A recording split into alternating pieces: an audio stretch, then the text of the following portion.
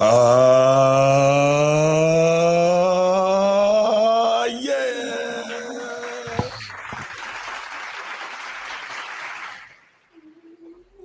Welcome in. Welcome back to another episode of the Format Podcast live Sunday morning edition. And well, I'm feeling good. I don't know if everybody out on the West Coast is feeling good, but I really don't care about them. Except my sister. What up, sis? But other than that, I'm good. I don't care at all because it was a wonderful night last night.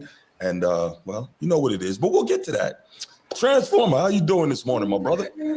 The whole West Coast? Damn. All of it. The whole West Coast, bro? Damn. All of it. Sheesh. That man came with the heat this morning, man. Okay, maybe not the whole thing. Okay. You know what? I got some fam like up in the Bay too, so maybe not them. But we know what I'm talking about. Okay, because I mean that includes us Lakers. I mean my Dodgers. You know good and damn well I don't care nothing about you Lakers. You already know that, but this is not the time for that. Dang, man. Steph Curry, he don't like you, bro. I mean, Steph Curry, but not today. Not today. How you doing, bro? I'm doing good, man. Yeah, man, I'm doing all right, man. I am happy. I see that. Yeah, man. You on some animosity this morning. For sure. I chose violence. Violence. So what I'm going to do here, as usual, we're going to give a shout out to the channel members, of course, and then we're going to get started. All right. So we got a great show lined up for you guys. As you can see, we have 3 NBA topics as well. NBA starts Tuesday night, right, Transformer? Yep, starts in 3 days. Yo, and you know what? 2 days. Here's the illest thing about it. Maybe I'm looking for too much. I don't know exactly what I'm going to see, but I'm so excited to see the NBA return to NBC, man. I really am. Because, you know, I know Edward going to say Wax Museum and, you know, a lot of younger people say, oh, you're trapped in the 90s, whatever. But for me, that was my golden age of the NBA. And the NBA on NBC was like such an amazing thing to me back then. Like, because the NBA wasn't on all these different channels and platforms back then. So like, when the playoffs first started in the early rounds, when you have more games, we would have games from like noon on Saturday and Sunday till like 10 o'clock at night. And I'd just be sitting there, NBA on NBC, watching all these games. And it was heaven, man. And of course, we've talked about ad nauseum, you know, the song, I think it's actually called Round Ball Rock. And that song is so iconic. And of course, you know, watching Jordan and the Knicks and the Knicks and the Bulls and, you know, Magic and all these other, you know, great players. Of course, my guy Dream and so many others. But for me, that was such an iconic time. And I know I'm crazy excited to watch this doubleheader on Tuesday night and just to sit back and hear the Round Ball Rock because they are bringing it back. And, you know, to hear the new crew that's going to be on, Vince Carter and Jamal Crawford and all these guys. And I think it's going to be great. So anyway, I'm sorry I went off on a tangent, y'all. You did. That was like a quick hit before the quick hits. Yeah. We got like 3 NBA topics for y'all. And of course, we're going to finish out with NFL because it is still NFL season and NFL is king. No question. Absolutely. Yes. NFL scratches our itch. It feeds our issues. I smoke NFL rocks. So, you know, yeah. But look, let's go ahead and get to it, man. First and foremost, my bad, y'all. Somebody else called me. My fault. First and foremost, y'all, let's get to it with shouting out the channel members and numero uno, first ever channel member, Coach T from the Be Ready Sportscast. What up, Coach T? Man, appreciate you. Thank you for all the support you do, man. Everything you do to help out this show, man. Thank you also for letting the young fella Carlos come on our college football show last week. It was awesome to have him. I love what you guys are doing out there, man. Make sure, if you haven't already, guys, whether you're watching on the replay or you're watching live after this, go subscribe to the Be Ready Sports Podcast where Coach T shines a light on the youth, the young athletes who hopefully we'll be talking about here one day. Because at the end of the day, man, in order to be ready, you gotta stay ready. Stay ready. Facts. So, you know, all love there, Coach T. It's not that serious. What's good? It's not that serious. It's not that serious was like texting me during the Notre Dame game last night. That was pretty cool. Back and forth. Of course, my main guy, king of the chat, Steve Splendor. Go Irish. Always good to have your support and always good to talk to you. Steve and I were texting a lot through the game as well last night. Of course you were. Baltimore Bruce was good. Yes, of course we were. What up, Baltimore Bruce? What up? What up? Shout out St. Francis Prep in Baltimore. I think they're the number 2 team in the nation in high school football now, out here kicking butt, taking names, and Bruce never lets me forget it. So shout out to them. Shout out to my guy, Chief Sid Bubba. Thank you so much for everything you did for our nation. Thank you for what you do for our channel and our show. And shout out to the boys from Annapolis. Anchors away, my boys. Anchors away. Bruce don't want to fly to Baltimore because he know he gonna lose anyway. Yeah. Go Navy, beat Army, ready to. We're about halfway through the season, y'all. So I think it's what is it, the second week, first or the second week, first weekend in December, first Saturday in December. We will see Army Navy, and we'll find out what's what. And hopefully, my boys will come through and kick the crap out of the midshipmen, so I don't have to hear this anymore. But until then, Until then, I gotta deal with it. You gotta deal with it. Yes, sir. Yes, sir. And of course, our final channel member, Sneed, got what you need. Everybody, shout out Sneed, say your prayers, whatever. He's at a soccer tournament this weekend. So, awesome. His team goes out there and gets it done. All Put right. Foots in them. Put foots in them. All right, we ready for these quick hits transform? Are we ready? Are we ready? You ready for these quick hits transform? Are we ready? Are we? Are we ready? Are we? Are we ready? I'm ready. You ready? I'm ready. Okay, you going first? I'm going first. All right, man. So, man, let's go ahead and get the animosity out the way, man. Let's go ahead and address the elephant in the room for the LA Laker fans, man. Let's go ahead and get that one out the way. Listen, Russ. Oh. Cali boy. Yes. We ain't do nothing to you, bro. Only thing we've been doing is saying the same thing that everybody else has been saying. You turn over the ball. You need the ball. It didn't work out. Well, all that nuance that go along with your name at this point in the trajectory in your career. I don't know what Bruce got going on. But listen, don't disrespect our Laker fans, man. Don't disrespect our Laker fans. At the end of the day, it was what it was in LA. Move on, move forward. But not signing them the kids' Lakers jerseys was crazy. That's crazy. You wore the jersey, sign it, bro. You wore the jersey, sign it. Laker fans that do nothing to you, especially them kids. Sign the Lakers jersey. You signed every jersey but the kids with the Lakers jerseys, and you gave them a wristband, bro. That's not the same. They want the signed jersey. We ain't do nothing to you, bro. But since you want to be on that trajectory, we'll keep that same energy. You're a Sacramento King this year. I believe you signed a 1 year, 2 year deal or whatever in Sacramento. I hope they boo the hell out of you. Now you deserve the boos because now you on that animosity. We on that animosity too, Russ. So congratulations, bro. You played yourself. Wow. You played yourself. All right. Wow. Lakers fans, stand up, unite, defend them kids. We gonna stand on business when you return. We ain't do him dirty.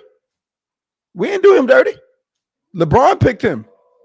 And did him dirty. Lakers Nation ain't got nothing to do with that. Okay. We fans, bro. We're spectators. Mm-hmm. You know what I'm saying? We didn't do anything to you. So you not signing our jersey. Got his kids getting made fun of in school and all that. That wasn't LeBron or the Lakers. That was your Laker fans. You say what now? I said that wasn't LeBron and the Lakers. That was your Laker fans that had that going on. His wife and kids getting harassed in the store, his kids getting harassed at school. That was LeBron and the Lakers, or was it the Laker fans? It wasn't all of the Laker fans. You got some idiotic fans no matter what team you play for. You got idiotic people no matter where you go. Not these fans. You know what I'm saying? You got some idiotic Notre Dame fans. I'm pretty sure of it. I know. I'm pretty sure of it. Yeah, you do. You know what I'm saying? But no, bro. I don't blame Russ. Bro, Sean, wake the hell up. You don't do that to especially not to no kids who probably supported you. Probably some of your supporters in the Lakers, right? Just sign a jersey, bro. Just signing. You act like it said F. Russell Westbrook on it, number 0. Come on now. But we're gonna keep that same energy. If someone don't, why is that a problem? I like you, Kill switch. I like you. Is he a Boston fan? I don't know what he is, but he ain't a Laker fan, so that's okay with me. Yeah, his team can go to hell too. His team can go right in the gutter. But yeah, man, no, that's crazy work. Okay. Yeah, that's crazy work. But I'm gonna go ahead and get yours, and I'm gonna get another one of mine. Pause. All right. Quick hit. I'm gonna try to make this as quick as possible. Before I even start the quick hit, I have something I want to share with my main man, Coach T, and my other main man, Sean, who I forgot about. This was mainly for Coach T, but I'm gonna take about 1 minute and I'm gonna do this for y'all. Bear with me.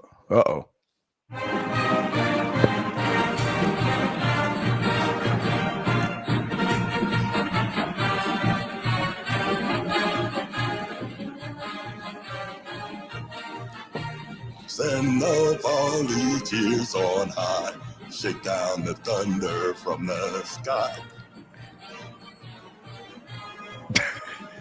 Notre Dame waiting overall. Onward to victory.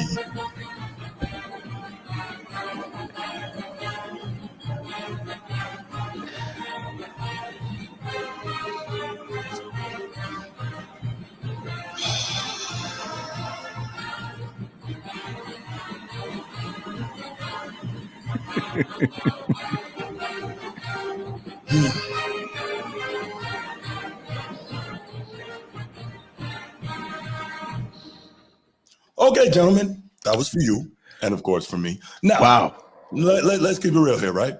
So, more than 100 years ago, when the bigoted anti-Catholic Fielding Yost at Michigan wasn't going to allow Notre Dame to join the Big Ten, Notre Dame had to figure out what they were going to do.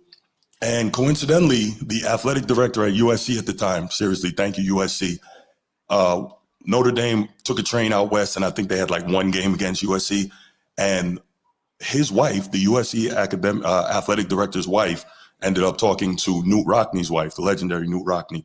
And they basically worked it out. And since then, Notre Dame and USC have played every year. They are basically the Lakers and the Celtics of college football, right? Yeah, let's not go too far. No, literally. Notre Dame's got 11 national championships. I think USC has 11 or 12.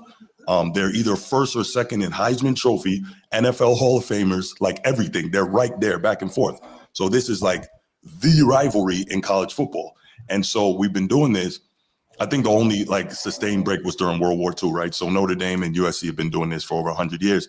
And now, because USC is in the Big Ten, Lincoln Riley wants to be a coward, and he's trying to run out on this on this historic rivalry in college football. So this game last night was the last one until who knows when, unless they can figure out how to get a new deal signed.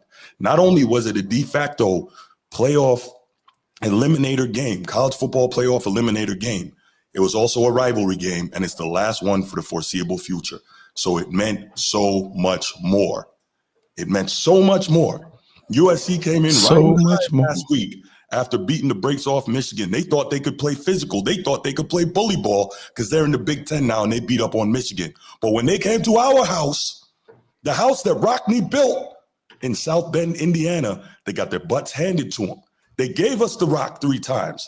The referees tried to save them and keep them in the game with a bunch of BS penalties. And on top of that, my guy, Jeremiah Love, set the single game rivalry record at Notre Dame with 228 rushing yards on 24 carries. On top of that, Notre Dame ran as a team for more than 300 yards. That is physical. That is bully ball. Lincoln Riley's mentality has never been physical. He does not preach a culture of toughness like we do at Notre Dame. So I'm going to stop this here because it's a quick hit. But my Irish took care of business last night, punched USC in the face, smacked them around. Because we are more physical, we are meaner, we are tougher, and we chose violence. Let's go. Boy, you good? I'm good. You good?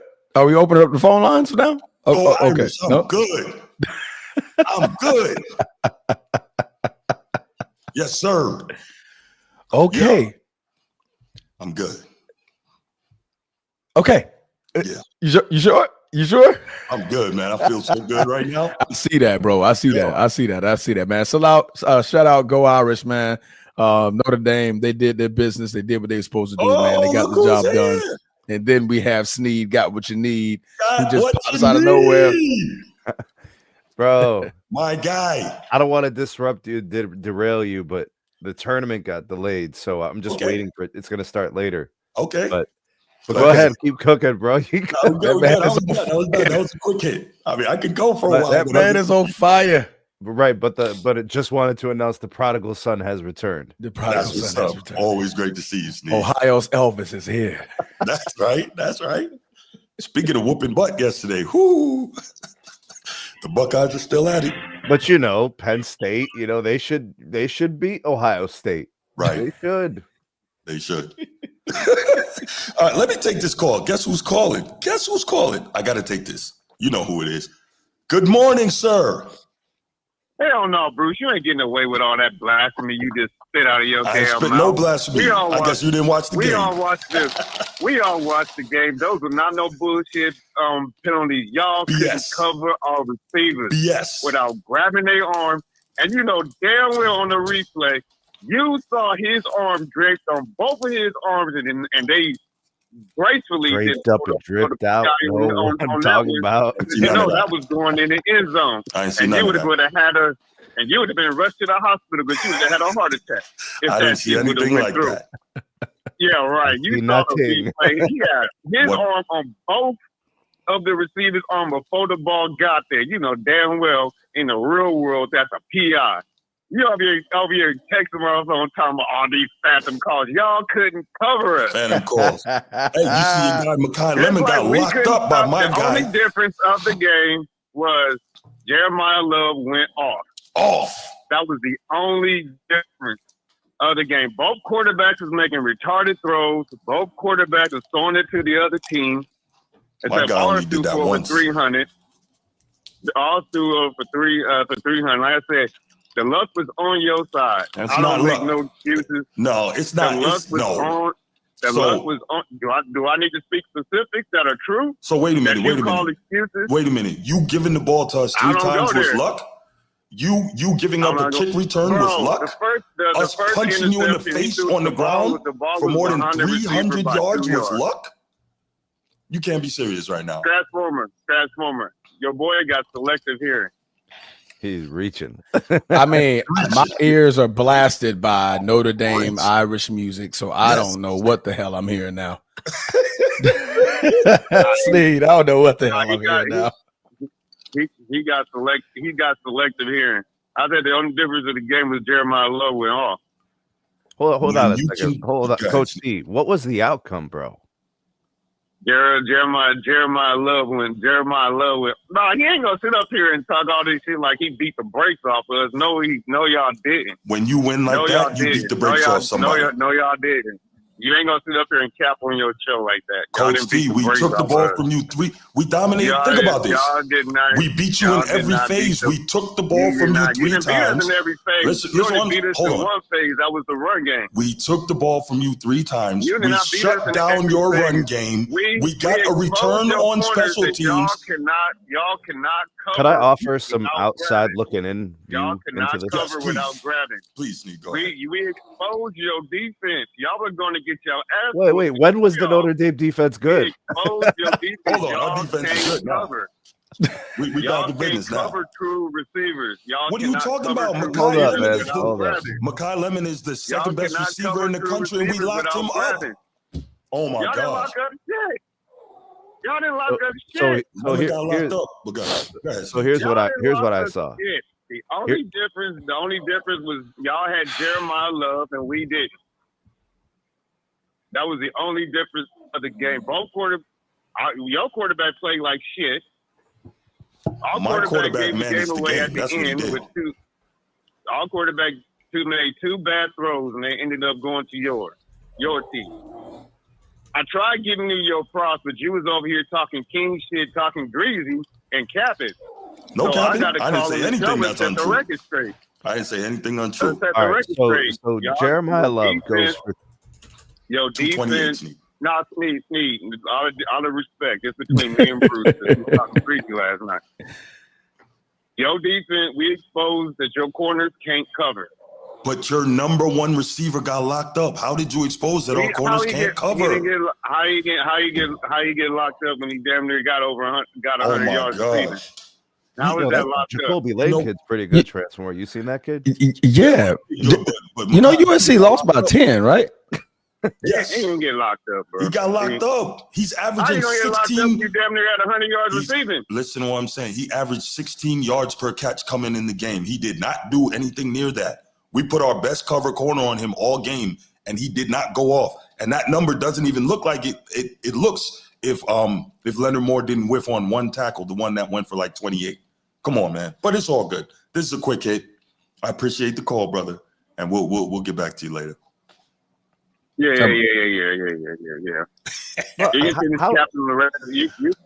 can finish capping the rest of your show, but we all know when y'all go when y'all ain't gonna see no dogs for the rest of the season.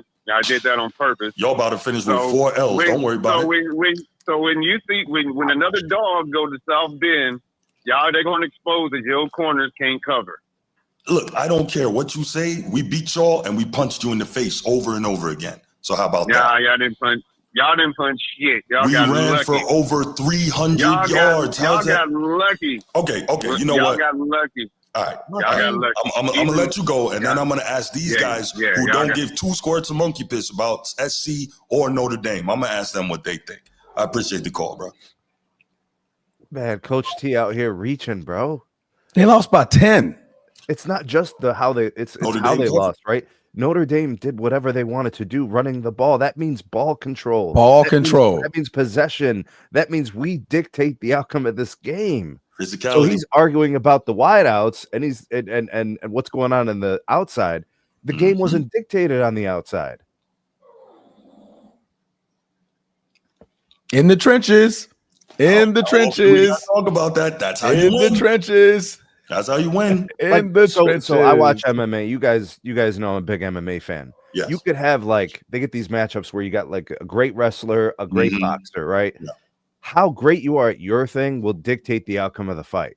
Yeah. Even if the other guy is great at something else, like if your greatness is better than theirs at that thing, you get to exploit that. That's an advantage. Clearly, Notre Dame had the advantage running the ball yesterday, and that means they possessed the ball. So a grappler taking a striker to the ground. Right. So if you're arguing about even I know that getting locked up and on the wide receivers and who's open, it didn't change the outcome of the game though.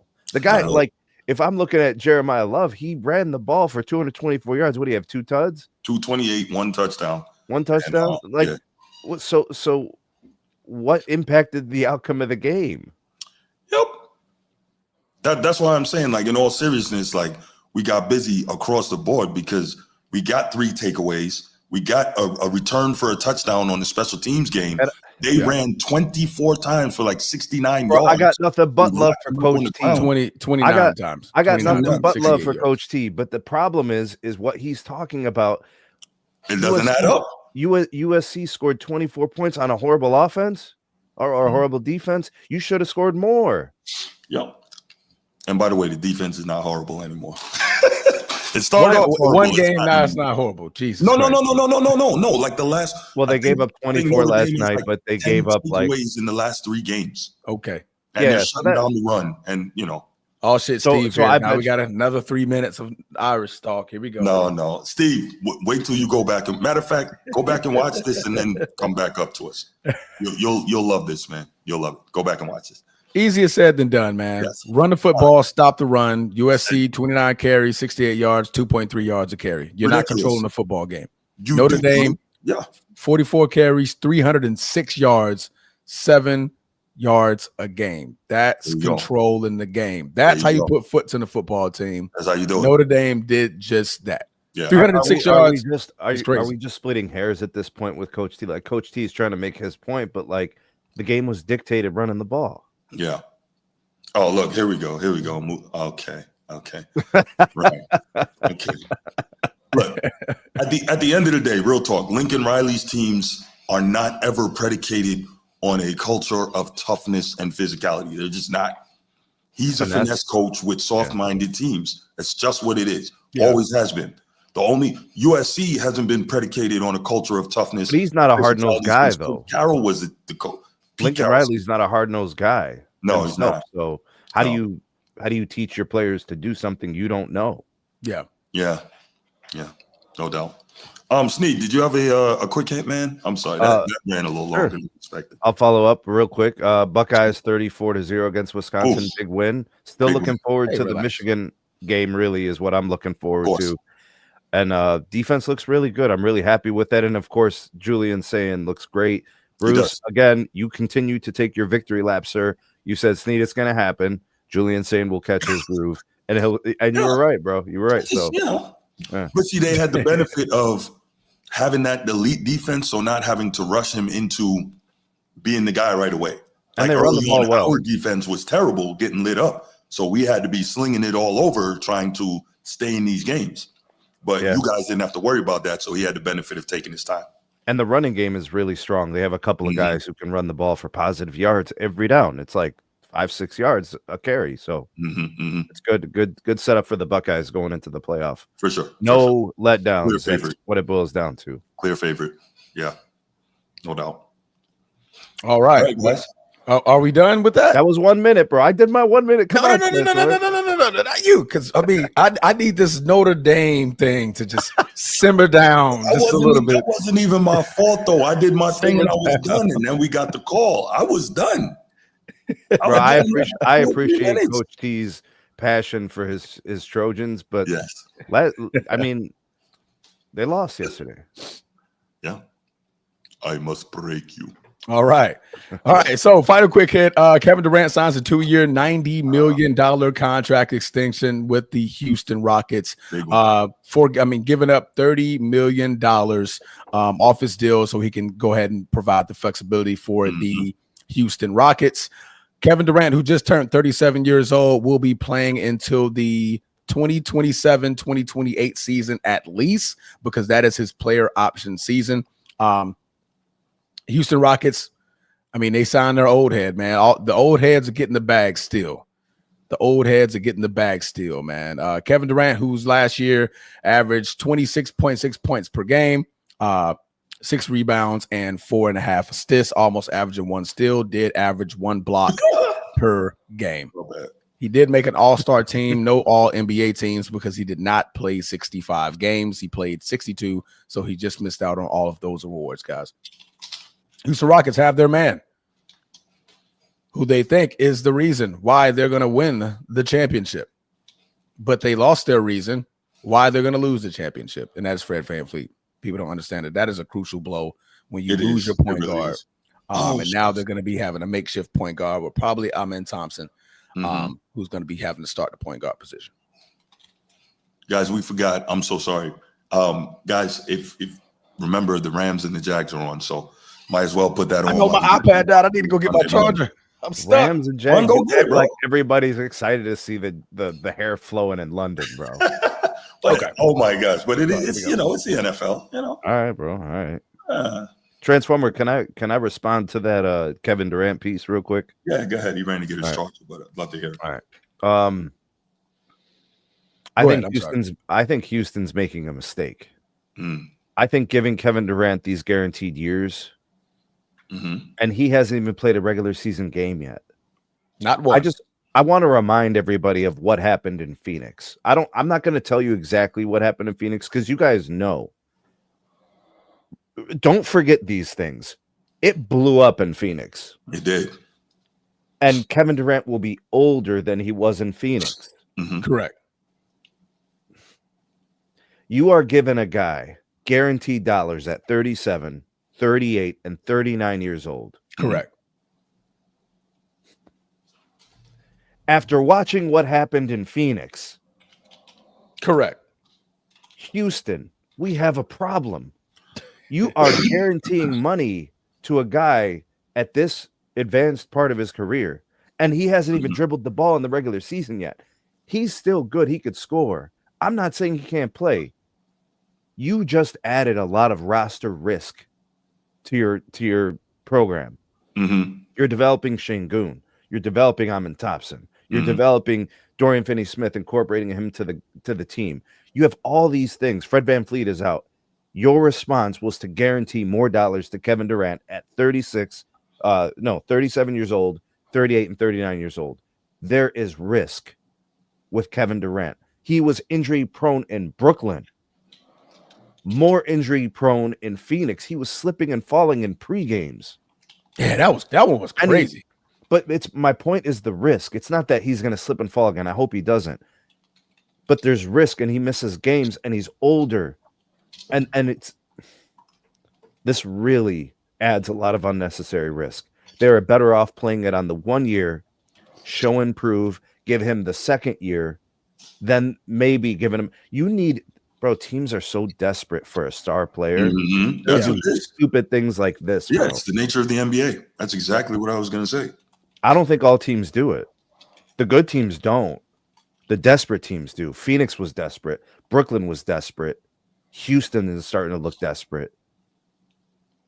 Meanwhile, other teams are building their rosters around their existing core. They're taking risks on older players. I think there's too much risk. I wouldn't do it. Yeah, to Snead's point, Kevin Durant has only surpassed 65 games once since turning 30 years old.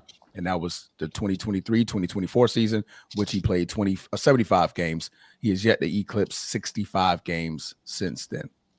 There you go. In the last 7 years, he's only played more than 65 once. I wouldn't expect him to play more than 65. I wouldn't expect him to play more than 60. I think probably 55. It's 37. Yeah. That's some great points, man. Mm-hmm. Not my team.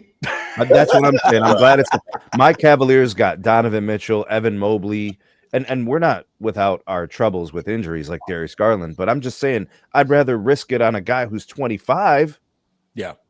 Somebody with a future, right?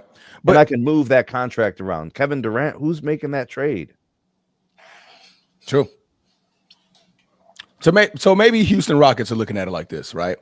I have my nucleus, right? They probably don't have to pay. Did they pay Sengun already? Or did they not? They did. I thought he got some kind of extension. Sengun's all NBA. Sengun is an all-star. That is a fantastic player. Pay that guy. So I think they're probably looking at their cap space and realizing like, hey, we got a bunch of young guys. Let's go ahead and lock this veteran piece in. Like you say, with $30 million under. So he's what's this, $45 million for 2 years, which is like an all-star level contract. And that's what you could probably get. I mean, he did make the all-star team in the last 2 seasons. So that's probably what they're doing. They probably see their roster like, hey, we don't need to pay anybody anytime soon. We're cap straight. If we want to continue to be a contender for at least the next 2 seasons, that's what they're guaranteeing themselves. The next 2 seasons, we got our guy that wouldn't go ice cold like Jalen Green did last season. So I think that's more so probably how they're looking at it, Snead. Not negating any of your points, because you made some very, very strong and very, very valid points. But maybe they're like, hey, we don't need you for the regular season. We signed a $45 million a year, 37-year-old, because in the postseason, we know you get buckets. And that's last year what we needed.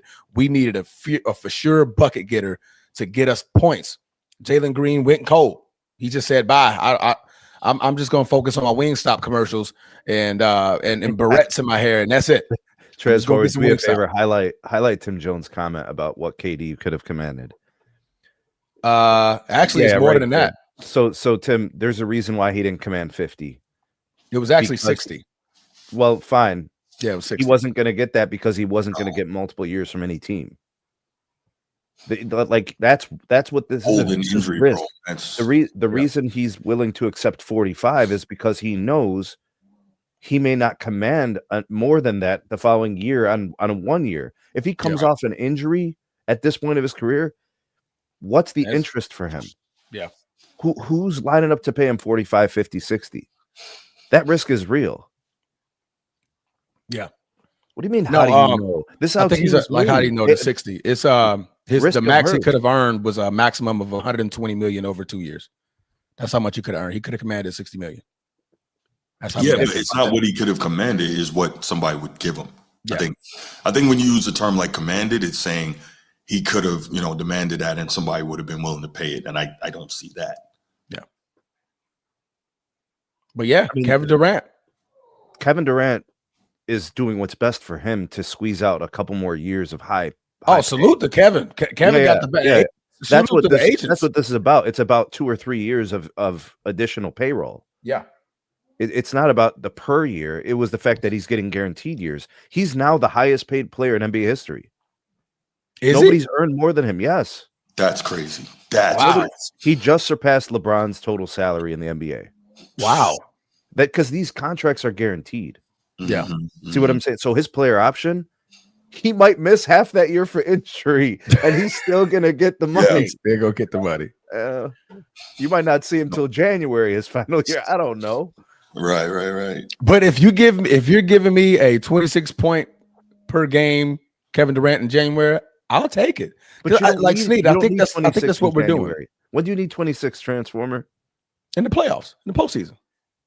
But like January is that ramp up time. What's that post All? No, All-Star week is in the beginning of February. So February, I would say February is when you need Kevin Durant because now you're ramping up. Give me the year, Transformer. Tell me the truth. You know hoops. Give me the year. Yeah, where Kevin Durant impressed you in the playoffs. The last time you saw him killing it in the playoffs, Brooklyn, 2021. Yeah. Wait. Brooklyn against who? The Bucks. Okay. 2021, bro. It's 25. It'll be 26 in April. I mean, right? To be fair, I don't think has he made the postseason? So why? I don't think so why in the NBA where one player. So in the NBA where one player can dictate the outcome of games so much, and there's been no playoff impact.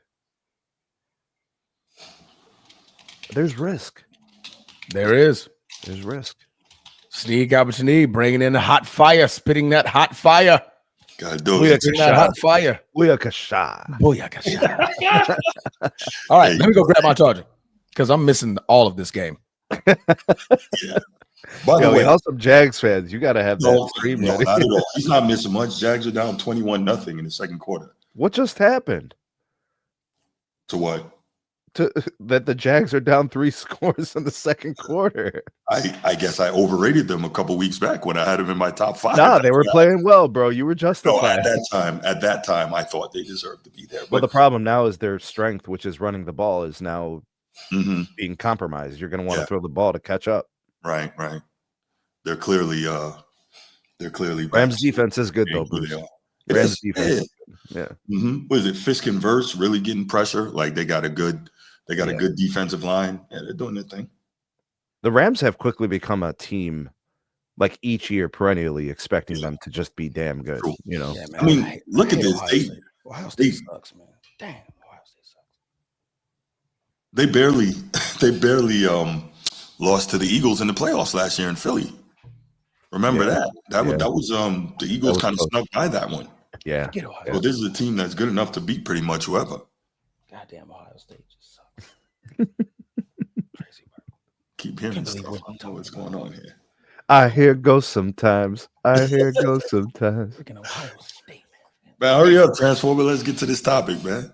Need you on this one. Pause. Damn them Buckeyes. This guy. All right, guys, I'm back. You heard some strange voices in the background. I don't know. That wasn't a strange voice. We know that one. What voice, man? My mic was muted.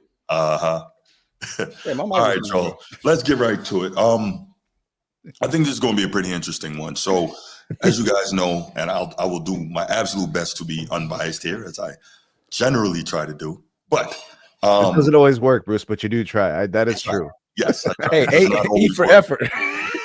Right. No doubt. Nobody's perfect.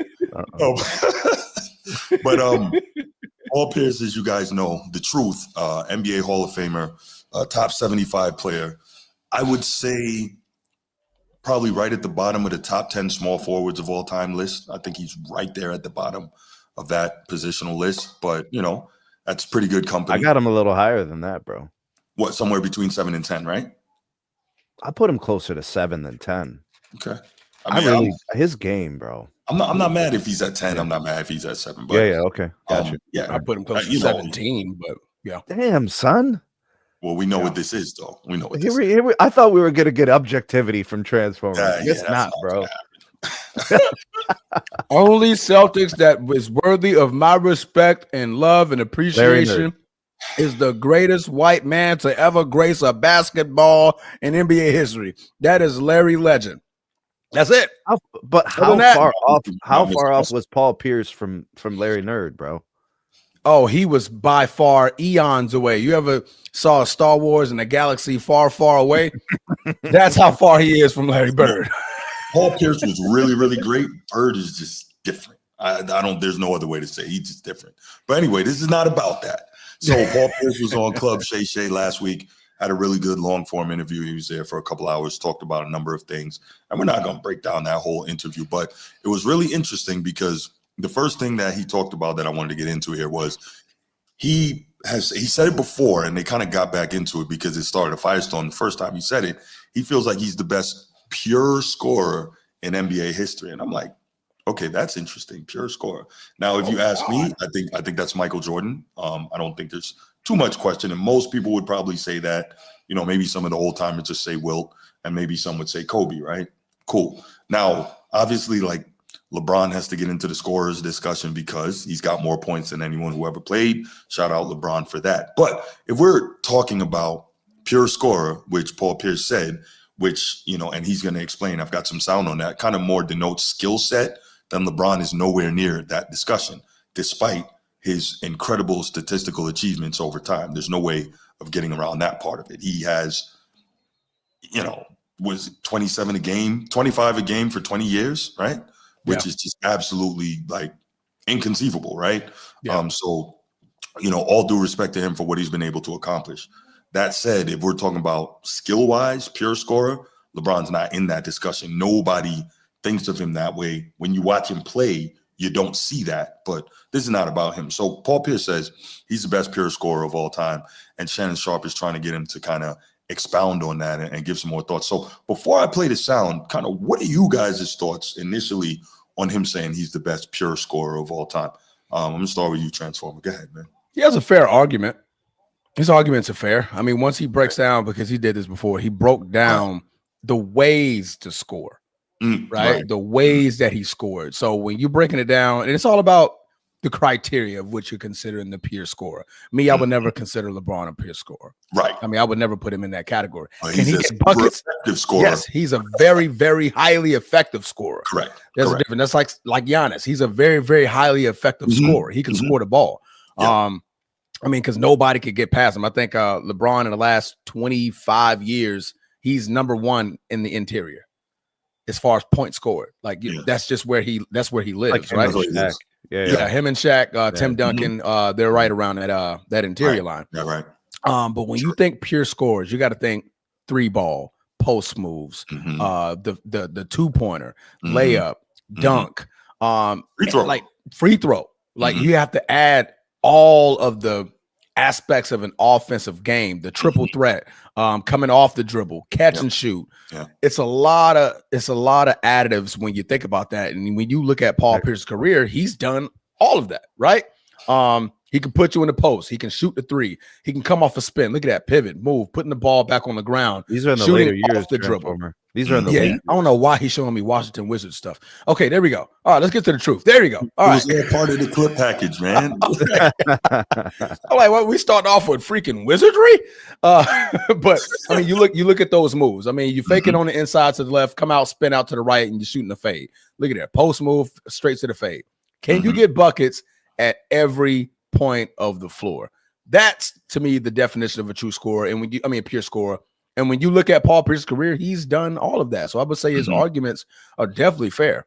Yeah, definitely fair. I mean, he's not poo-pooing anybody. Say, hey, this guy's a pure scorer. You guys are this guy's a bum or something like that. He's just stating his case. I belong in that conversation, and with that being his argument, he's absolutely right. No doubt, Sneed. The bigger problem here is the fact that Paul Pierce has to tell people, and nobody's talking about him, so he feels probably like he needs to say something. Yeah, so true. Unfortunately, during his time, there were contemporaries that were actually better pure scorers than him. Melo is slightly more effective pure scorer than him, just a little bit. I would say that Kobe was a better pure scorer than him as well. The only 81, Bruce, 81. No doubt. The only real trouble that Paul Pierce is going to have in this argument is that multiple guys during his career, so during his stretch, his contemporaries, were better at what he did. He was great at what he did too, but there were guys that were better. Paul Pierce's edge, if we're going to talk about pure scoring, actually comes in crunch time. This guy couldn't be stopped even when the defense knew he was going to try to score. That's right. Like they weren't looking anywhere else. So he's right in one respect. Yeah. When Boston needed points, they didn't go to KG. They didn't go to Ray. They actually went to Paul Pierce. So during their championship runs, their playoff runs, their championship run, Paul Pierce was the way that they got dependable buckets. And he was scoring at high clips. He was 20 plus, 25 plus. Really key moments. He was the one providing the points. He also played a little defense, so he's a really good player. When you say pure score all time, though, we had guys like Wilt Chamberlain. Yeah. We had guys like Kareem. We had guys like, Larry Bird even was like, we're talking about pure scoring, like getting buckets. There were unstoppable guys that the only person who prevented them from scoring more was them deciding they wanted to pass. Yeah. I mean, Paul Pierce was not as prolific as those guys. Right. So to say, because there's an element of prolific scoring, like your averages. Yeah. Right. Like I think he averages 19 a game for his career. When did he ever average more than 30 in a season? He never did. His high was 26.8, so we'll go 27. Which is good, but it's not prolific. 8.9. Is that his high? Yeah, that's his high. Dude, I remember. I'm sorry. I'm looking at Melo. My bad. Okay, that's what. Okay. I remember a Kobe stretch where he averaged like 45 for like a month. Yeah, yes, that's. I think that was after the case. So yes, that was after the case. So contemporaries that were better scorers than him, a few of them, and then all time, it's a reach. Excuse me. Look, his big moments were big. And that's where I think we need to highlight who Paul Pierce was. In moments where they were like they needed him, he provided. So he was skills wise in terms of the developed game offensively amazing. But I just can't do that, bro. Pure score all time, bro. I mean, Kevin Durant's a more pure scorer all time than Kevin Durant is probably he's arguably the. Because I mean, the way you can shoot the ball from three so effectively, and that's a contemporary, right? He's a 90% free throw shooter. Like, man, can't miss. Yeah, I guess it is. Yeah, it is. And that's a contemporary. He played years against him. He came in 05, 06, so 07. 07. So by the time he came in, Paul Pierce is 9 years in the league. Do we consider that contemporary? I guess technically because they played at the same time. Pierce was making finals runs, so I mean, no, I get it. I'm just okay. Well, you can say it's safe to say the back nine. Yeah, Paul Pierce is definitely on his back nine at that point. Yeah, for sure. Yeah, well, I'm not gonna make any commentary as to what I think because I think that no matter what I say, I think it might be not received well. But when you say best pure scorer all time, that means you have to downgrade other guys, right? You have to say he's better than because they're saying best pure scorer ever. Yeah, that means everybody else is not as good. All right, well, let's hear how he broke it down because I think he does a better job of making the case when he kind of breaks it down fully. But I don't disagree with either of you on what you're saying, but I also am like not averse to the way that he breaks down this whole thing. So let's check it out. I'll say it like this. If you just took everybody's greatest scoring strength, or just say their athleticism. Let's just say the athleticism. Okay. And put me in that realm with them. That's how I feel. But Paul, people don't look at you as being athletic, Paul. You don't never. You don't run. I know. That's why I'm saying. That's why I feel if you take the athleticism out of it. Okay. Like, you know what I'm saying? Yes. Take Jordan's athleticism out.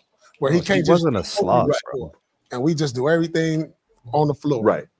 I feel like my skill level is better than Cole. Man, Kobe is close.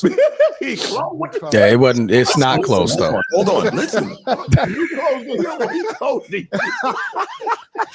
Because if you ever watch Kobe interviews about me, you know, he always talk about my footwork. Yes. And Kobe had elite footwork too. Yeah. And so like Kobe without his athleticism was still pretty elite because of that, because of his IQ and his footwork. Correct. And there's not a lot of players I can say that about once I take their athleticism away. So if there is anybody, he's right there. But Harden is not the most athletic, but Harden can put the ball in the basket at an elite level. Yeah, but he couldn't play in the post. Yeah, and let me stop this real quick because you know how I do it. I don't like the Harden talk because yes, he had to put the ball in the basket. But if they really called the game properly, how many points would get taken away from him? A lot, like at least 7 to 8. All them bootleg step backs where he's traveling 1,000 feet. All the carrying. I'm like, come on. Then a lot of. Go ahead. I'm sorry. I ain't mean to cut you off. If you watch when Paul Pierce does his step back, he doesn't travel at all. It's a really hard jab step, which moves the defender, and then he comes back into his jump shot. Harden is like taking all these extra steps back into the side and all. I'm like, what are we doing? Well, Paul Pierce had very defined foot movement that created space. Did not travel. Right. It was clean spin move. It was a slight bump. You know, like the game was called differently, so you had to be good at what you were going to do to score. No, absolutely. For James Harden, he was a free throw merchant type of guy, and it was from the 3-point line. You know, typically your Kobe's and your Shai Gilgeous and your Mikes, their free throw motions from the inside. Like I can get in the post and I can make you foul me, right? Or I'm shooting a layup in the way from the elbow and from stuff, the elbow. That's where you're going to foul me. For James Harden, and this is what made him such a horrible playoff performer, because they stopped calling that in the postseason. That whole triple step back and you're launching the threes and you're flopping and you're flailing all over the place. They stopped calling that. So if you go back and you look at James Harden's career, he averaged, I believe, 35 or something like that in the season. 36. 10 or 11 of them things came from free throw line. He took 13 threes a game that year. Yeah. Real quick, gentlemen. Sure. You're talking about the way that games are officiated and you're bringing up James Harden. So let this also sink in. Paul Pierce averaged 20 points a game in the playoffs, where the whistles are less, less frequent, and the defenses are more fierce, and they let them play. So in 2008, when the Celtics won, he averaged 22 a game against the Lakers, who had a really good defense. Right. So the guy has a point in terms of the biggest moments, biggest games. Yeah, sure. And then Harden, he disappears in the playoffs. What are we talking about, bro? Just goes games. Yeah. What's that Homer Simpson joint? Yeah. Oh, into the bushes. Right. Like, nah, I'm not here. I'm gonna go get step up out of here. Yeah. But let's continue the clip. When you look at how you score, okay. So you look at Harden, one of the greatest scorers ever, had a historic season, but he was all threes and layups and free throws. Yeah, like no midi. Like he could shoot the midi, but like think about this: I could come up like today's game. Name me one player that could come off a down screen and hit a jumper. Right. They don't even run that. Ain't nobody try to hit. Nobody can do that. Like maybe Kevin Durant. I'm about to say that's the only name. But like post game, mid range, off the dribble three, step back, off the pick and roll. We're not talking about nothing out there, just getting buckets. Right. I feel post game, mid game, elbow, three, all the way out. I had no offensive weaknesses. Like not one. That's probably true. But neither do the other guys. The best thing they do. Right. Well, okay. So, and be calm, some of you guys. I'm not disrespecting Kobe because y'all know the respect I have for Kobe. But Paul is saying, okay, Kobe couldn't shoot the three as well as I could. Right. That's a fact. Now, are there other conditions? Do you know what Kobe's 3-point percentages were in the last couple years of his career? No. I know his career 3-point percentage is like 33. But his game was evolving. Over the years, his 3-point percentage kept improving. That's normally what happens as a guy's athleticism starts to wane. Well, it's also was the direction of the league. Because if you go back to the 90s or the 80s, the 3-point percentages didn't increase all that much for the players. They just didn't care. Right. They weren't shooting. Yeah, absolutely. No, I'm with you. And that's a whole nother thing we could discuss, but I'm not even gonna go there. But the point is, I say it to say that what Pierce is saying is like, and earlier, by the way, Kill Switch says, take what makes that person great away from them, then I'll be on their level, is what he just said. That's what he said, but it's disingenuous to frame it that way. Because he's saying athleticism is something like physical gifts are something we can't control. We're born with them or we're not, right? So some guys can do more because of their physical gifts, i.e. LeBron. But if everybody was on the same baseline physically, he's saying, and obviously that'll never happen, but he's saying if everyone's on the same baseline physically, skill work wise, I'm better than okay. So LeBron's an interesting point, right? Mm-hmm. So LeBron in 2008 against the Celtics in the Eastern Conference semis was the most athletic player on the court. He was bad for 5 games against the Celtics. Mm-hmm. What did his athleticism do for him? Right. No, I get it. In 2009 against the Magic, what did the athleticism do for him? He was taking 21 free throws a game. If he didn't have all those free throws, what was his point total? That's a great point. So I'm with Paul Pierce about not really focusing on the athleticism, but it's still part of it. Of course it is. I can't discount Shaq's greatness because how big and athletic he was for his size. Yeah. Right. Like it's just part of it. It's just part of it. You can't remove it. I get it. I'm just and also let me say this. Yes, I'm a Celtics fan, but I'm not trying to cape up for Paul here. I'm trying to give, if you notice, I have not given any stance on his commentary. I'm just trying to give my thoughts on what he's saying and how he's presenting it. And I'm not going to give a stance on it, but I did think it was a great topic. So let's continue. All this, you ain't even going to come to a conclusion. That's crazy. I'm not going to. I'm messing with you. Right, because there's no conclusion I can give that'll be satisfactory being a Celtics fan. You know what I'm saying? So I'm just going to stay out of it. And you can take the best thing I do. See, the thing about me, you can't even tell me what's the best thing I do offensively because I think I do all of them the same. Really well. You know what I'm saying? Like you can say Curry, take his shooting ability away. Right. Jordan, what his fadeaway or whatever. Like what do you take away from me? Like I can do. Like what's my greatest scoring strength? Nobody can even tell you because I did it all well. I'm gonna push you to the 3-point line. I won a 3-point championship contest. I won a 3-point contest. That ain't nobody guard you. I mean, I've dominated games from the 3. Yeah. Like, you know what I'm saying? So I say it like that. And it's not a knock on the great scorers because I respect all of them. And, you know, it wasn't a knock on Jordan because I respect Melo, Kobe, and all of them. But I'm like, I'm right there. Right. You did something that you're the first player to win the 3-point competition for a Celtic since Larry Bird, and you beat Steph Curry. That right. So I'd always tell people that's the thing. See, it's not just winning the 3-point competition; it's who you beat in order to win the 3-point competition. Right. I say, hey, Steph Curry was in the contest. They'd be like, oh, he was a rookie. It was still Steph. It was still Steph Curry. Wasn't Steph Curry? That's all I need to know. Steph Curry was in the contest because in 10 years from now, that's Steph Curry, and I beat him. It wasn't Chef Curry yet. It was Steph. It wasn't Chef yet. But it's a shooting contest. He was still a shooter then. He was there. Hey, we ain't talking. Hey, we're not talking about 10 years Steph. We're not talking about. No, we talking about Steph. He's still Steph. Is he the greatest shooter ever? He's the greatest shooter ever. Well, I beat him. What can they do that I can't? Except jump over somebody. Right. You know what I'm saying? Right. Like, I can shoot the 3. I can shoot the pull-up. I can shoot who's the greatest scorer? Kevin Durant. Mm-hmm. I can do everything he can do. He just probably do it at a higher percentage. Oh, yeah, he going to shoot it. Yeah, he going to do it, and that's the difference. That's a part of it. The scores. The efficiency in which he does that. The efficiency in which someone does something. Yeah. That's what they're looking at now. That's what they're looking at. But if we just talk about just the ability to do put the ball in the basket that way, right, then I'm right there. But like when you do it at a higher percentage, it looks different. Like on another level. I'm not mad at him, man, because that's what I'm saying. I think his argument is that I can do all of that. Yeah, I could do all, and he's right. He can. I mean, he ain't really bam over many people. Couldn't though. Yeah, it's just that we're not talking about Paul Pierce. I mean, that's his whole stance. It's like nobody mentions me when they mention the Pierce scores. This argument is actually like a year old. During his era. Yeah.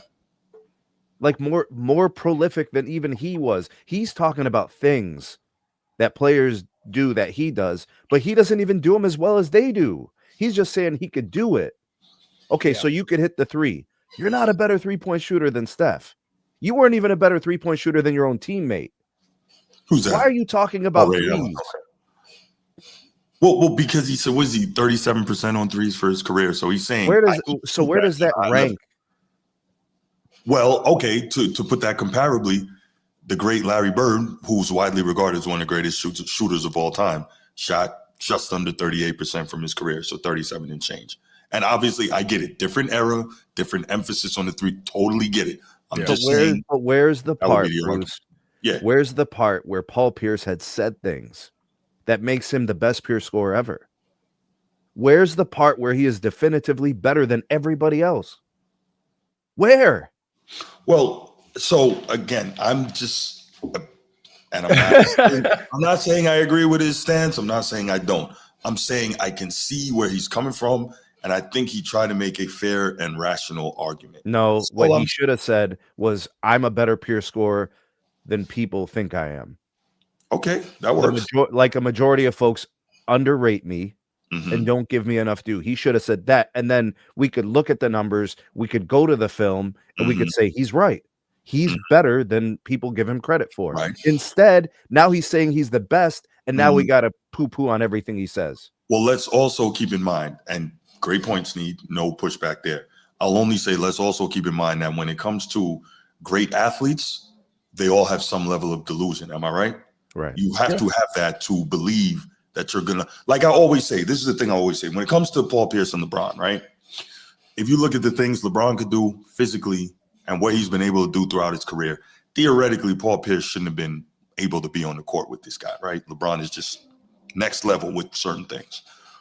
But Paul Pierce would hand him work and go at him, right? And so that delusion, because I guarantee you, he won't say it publicly. I know Paul Pierce believes he's better than LeBron. And I know he believed that Paul Pierce said that. He stepped on the floor against him. Paul Pierce said that. Well, there you go.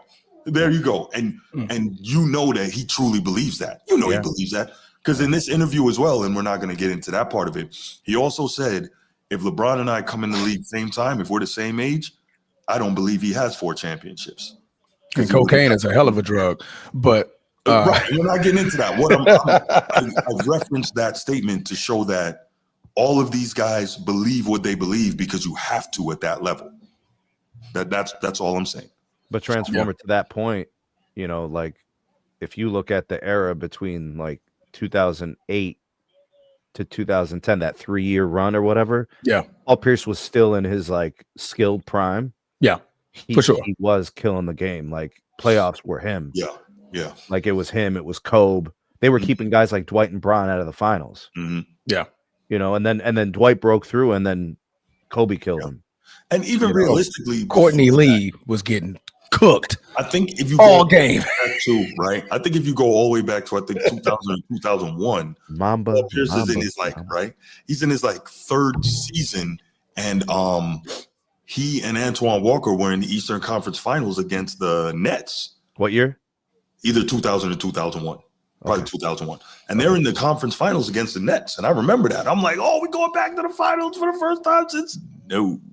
But the point is, Paul Pierce was getting busy, right? And this is a guy who's multiple times led the league in fourth quarter scoring. Like he got a lot, man. He got a lot. So when it comes to getting a bucket, Paul Pierce is one of the names that should be mentioned. His nickname is the truth. Kinds of ways, and right? Even though he tells lies, his nickname is the truth. His nickname is the truth. He writes fiction books, bro. Yeah, he writes fiction books. He writes fiction books. But the man's name, in all due respect to Paul Pierce, man, when it comes to being mentioned, he deserves to be mentioned. Yes. When you want to talk pure scores, yes, mention. We're going to mention you. And I think that to me, that's what started this whole thing. Because earlier this year, when he was, I think he was with KG. I think it was on this KG show. No. This was on this. No, he was on. He was on Ticket. Yeah, it's on that one. Yeah. And when he was like, everybody's mentioning pure score, where am I at? Right. He's like, nobody's mentioning my name. So that's what actually started this. That he's like, well, nobody's mentioning my name. Y'all say Kobe. Y'all say T-Mac. Y'all say Melo. Then you say KD, and it was like, okay, Paul Pierce. You're like, I got buckets. My nickname was the truth, but it came in fourth quarter. Truth be told, the guys you named, all better. All better. Melo, headband Melo. When he cut the head, boy, you couldn't stop Melo with a goddamn with nothing, bro. That boy was like kryptonite for Superman. Melo was getting busy, and Melo didn't care how. Melo had the clutch moments too. Hold off on that.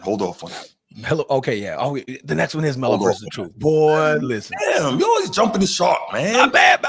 You mentioned Melo, bro. That hits my heart when you talk Melo. Prime Melo was crazy. I don't. We'll get to it. He didn't play no defense, but that boy was an offensive killer, boy. He tried a couple of years in Denver. He was kind of But I think once he came to New York, it's like he left the defense in Denver. He left the D in Denver. Like forgot to pack it in the luggage. Man. I play an offense. Give me the ball. But yeah, man. But when it comes to best pure scorers, man, I mean, to me, it's almost like, what's your fancy? What's your cup of tea? Some people, regardless of fandom or not, some people mention LeBron's name. And to me, I don't put him in that best pure scorer. No. Pure scorer? Okay, can he score? Most productive scorer ever? LeBron James. Yeah. Without no questions. I mean, the man, it's proof in the pudding right now. He's still averaging 25 points a game. He's 41 years old. There was a time, that second stint in Cleveland, LeBron's offensive game was on another level. Started to widen out, like his fadeaway game, his runner, like his everything work on the perimeter was getting really, really good. Like everything. To me, that's the best. To me, that's the best version of LeBron ever. So that part of his go ahead.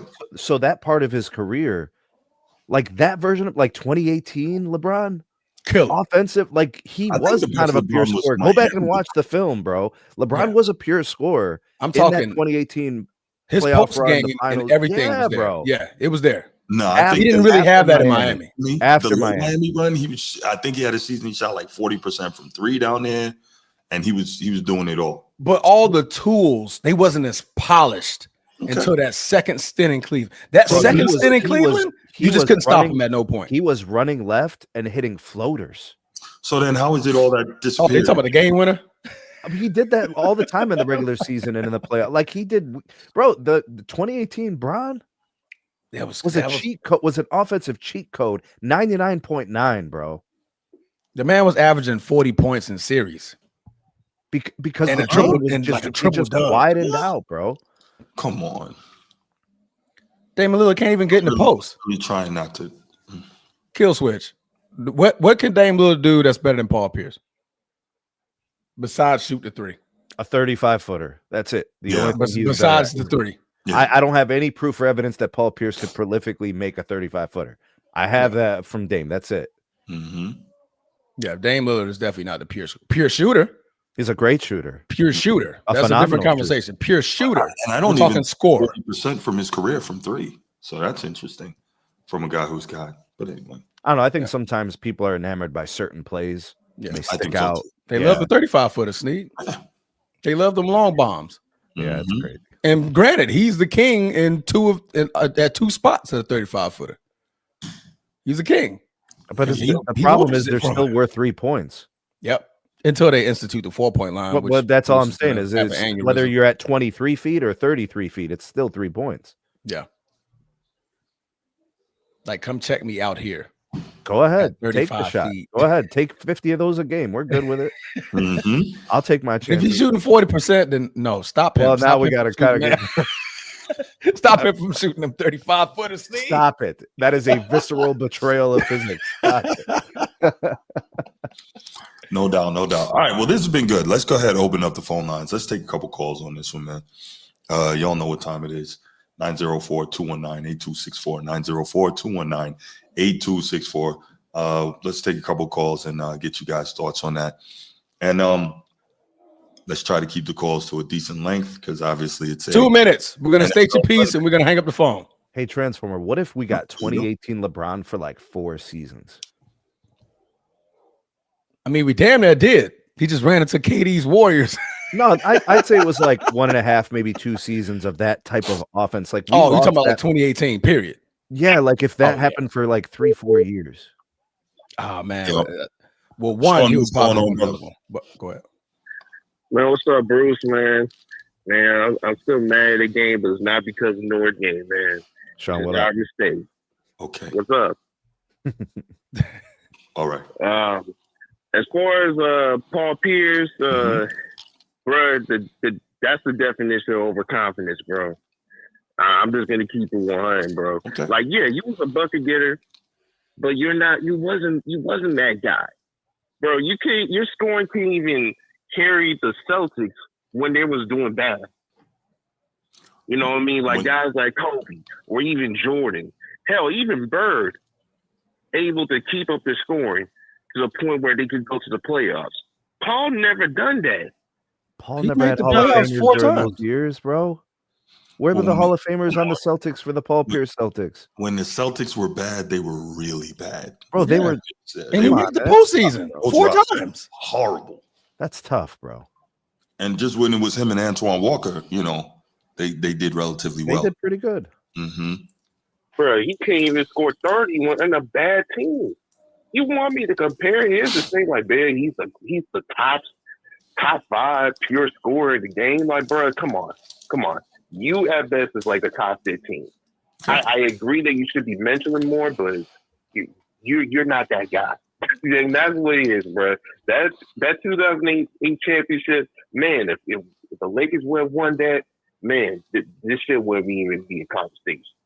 but whatever, though. That means Kobe. You know what I mean? 6. Paul, Kobe would have been 6, and Paul would have been nothing at all. He would have been just nothing more but what I call the lonely leprechaun in the sideline. But seriously though, man, like Paul, man, like you gotta chill us with this overconfident shit, man. Like just because you talking belligerent on the mic and you know what I mean and KG gassing you up, that don't mean that we gotta agree with that, man. Like I hate when cats be trying to be acting like, yeah, I'm confident. Like, bro, no, you're overconfident. 2 different teams. 2 different teams. You're talking about, man, like if Michael Jordan actually took the fade away, then I'll be a better scorer than him. Hey, Sean, can I ask you a couple of things real quick? Do you think Paul Pierce felt overshadowed by Kobe, felt overshadowed by Bron, and that's why he's kind of inject himself into these discussions? That's exactly why. I mean, Paul Pierce is overshadowed because his skill set, despite, his skill set wasn't even on the level of a Kobe Bean Bryant. Now, Bron, he got not many guys were as skilled as Bean, bro. Like, that's not, it's hard to get that. Come on, bro. He's not at that level as Bean. He was. I don't think the gap is as big as you think, though. Oh my God. Okay, there's a difference between being good and being elite. Paul was good. Kobe was elite. No, Paul was elite. Paul was elite. You don't want me to compare. It's like did you not watch Paul Pierce in the fourth quarters at all in any of the series games? I mean, Paul Pierce's name, the name The Truth is not a joke. It's actually a thing. I see his fourth quarters as a clutch shooter. If you're talking about clutch shooting, then I think he is more. That tells you about the game, though. That tells you about the game. When you could do that in those moments, you're special, bro. So you guys believe that he's a top 10 pure scorer of all time? Yeah, he deserves to be in that argument. Yeah, because that's the whole thing. He's like, I deserve to be in the arguments when people are having this conversation about best pure scorers. He's like, I deserve to be in that argument. That's all Paul Pierce is trying to say. I don't think he's saying when they asked him to score overall, in the most crucial moments, he produced. Yeah. Every time. In any type of way. Man, I'm gonna let you go, and these guys are gonna finish their response to you. Appreciate the call, brother. All right, no problem. All right, Sean, solid, bro. Appreciate you.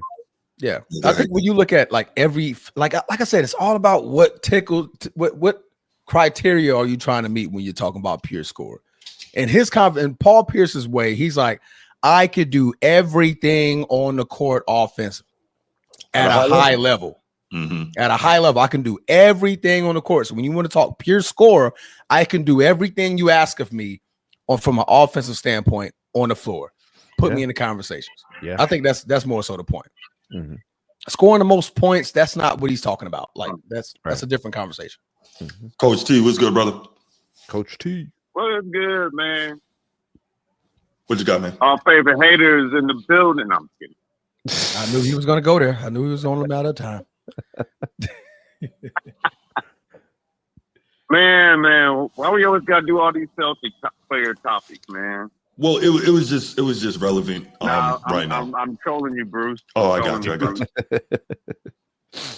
Look, I think we're getting caught up in the fandom over here with these comments and these calls.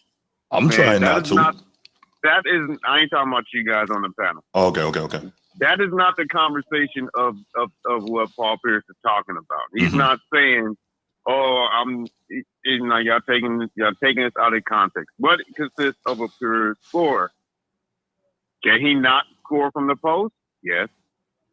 Can he not come off a screen and hit it and hit that shot coming off the screen like Steph Curry? Yes. Can he shoot a spot up three or a spot up mid range? Yes. Yeah. Is he efficient from the free throw line? I think for his career he shot over 85%. Can he get to the rim off the dribble? Yes. Can he score off contact inside? 80% from the free throw line. Can he? So he can score. He can score on every aspect of the game. The argument isn't is he better than this guy, better than this guy. The conversation is he one of the best pure scorers of. You can't. No matter how you feel about Paul Pierce, you cannot take that away from him. You can't take his skill away from him. He said best pure scorer ever. And he trying to knock me off. I'm trying to knock me off my point, Nate. But we cannot. But we're not going to sit here and say like in the fourth quarter, clutch time. We are game planning to, make his shot tough as possible, and if he make it, okay. That's what we gonna do. I can't believe I'm over here defending the Celtics or talking about the Celtics. I mean, I beat you to it, so don't feel bad. Look, man, we just being objective here. I mean, that's what we're all doing. We got to take our Lakers hat and just tilt them to the side. Don't take them off. Just put it to the side. Right. Just show the purple and gold. Don't show the Lakers symbol. We're just talking sports here, guys. Y'all know. But the only thing I like about Paul Pierce is, hey, we whooped his ass for years, and he gave us a ring. So that's the two things I like about Paul Pierce. He's a dog from Cali, but he made that switch to Boston. He didn't make the switch. They drafted him. Yeah, what's he gonna do? I'm not gonna slide him for that one. I'm pretty sure if he would have started his career the way he wanted to, he would have been in a Laker uniform. Exactly. We all know that. But see but he stayed. Hey, I'm gonna leave that one alone.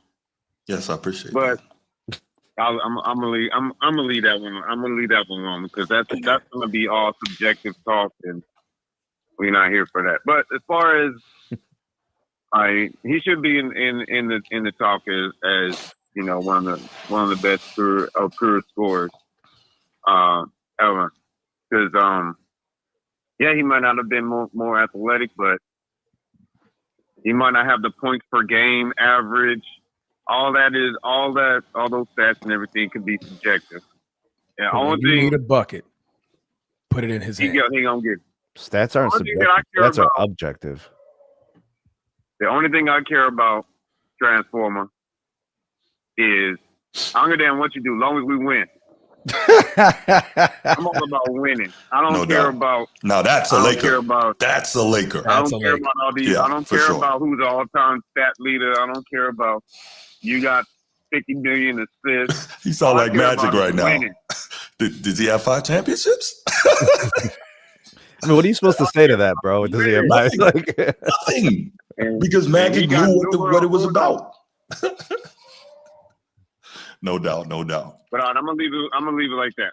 That's just where I'm just letting y'all know. Everybody understand where Coach T comes from with my takes. I don't care about who's the all-time this, that, and the third. I don't care about who shot 33s in the game. All I care about is winning. Facts. No, I'm with you, bro. I appreciate the call, Coach T. Thank you, brother. Paul Pierce said he's the best pure scorer ever. Mm-hmm.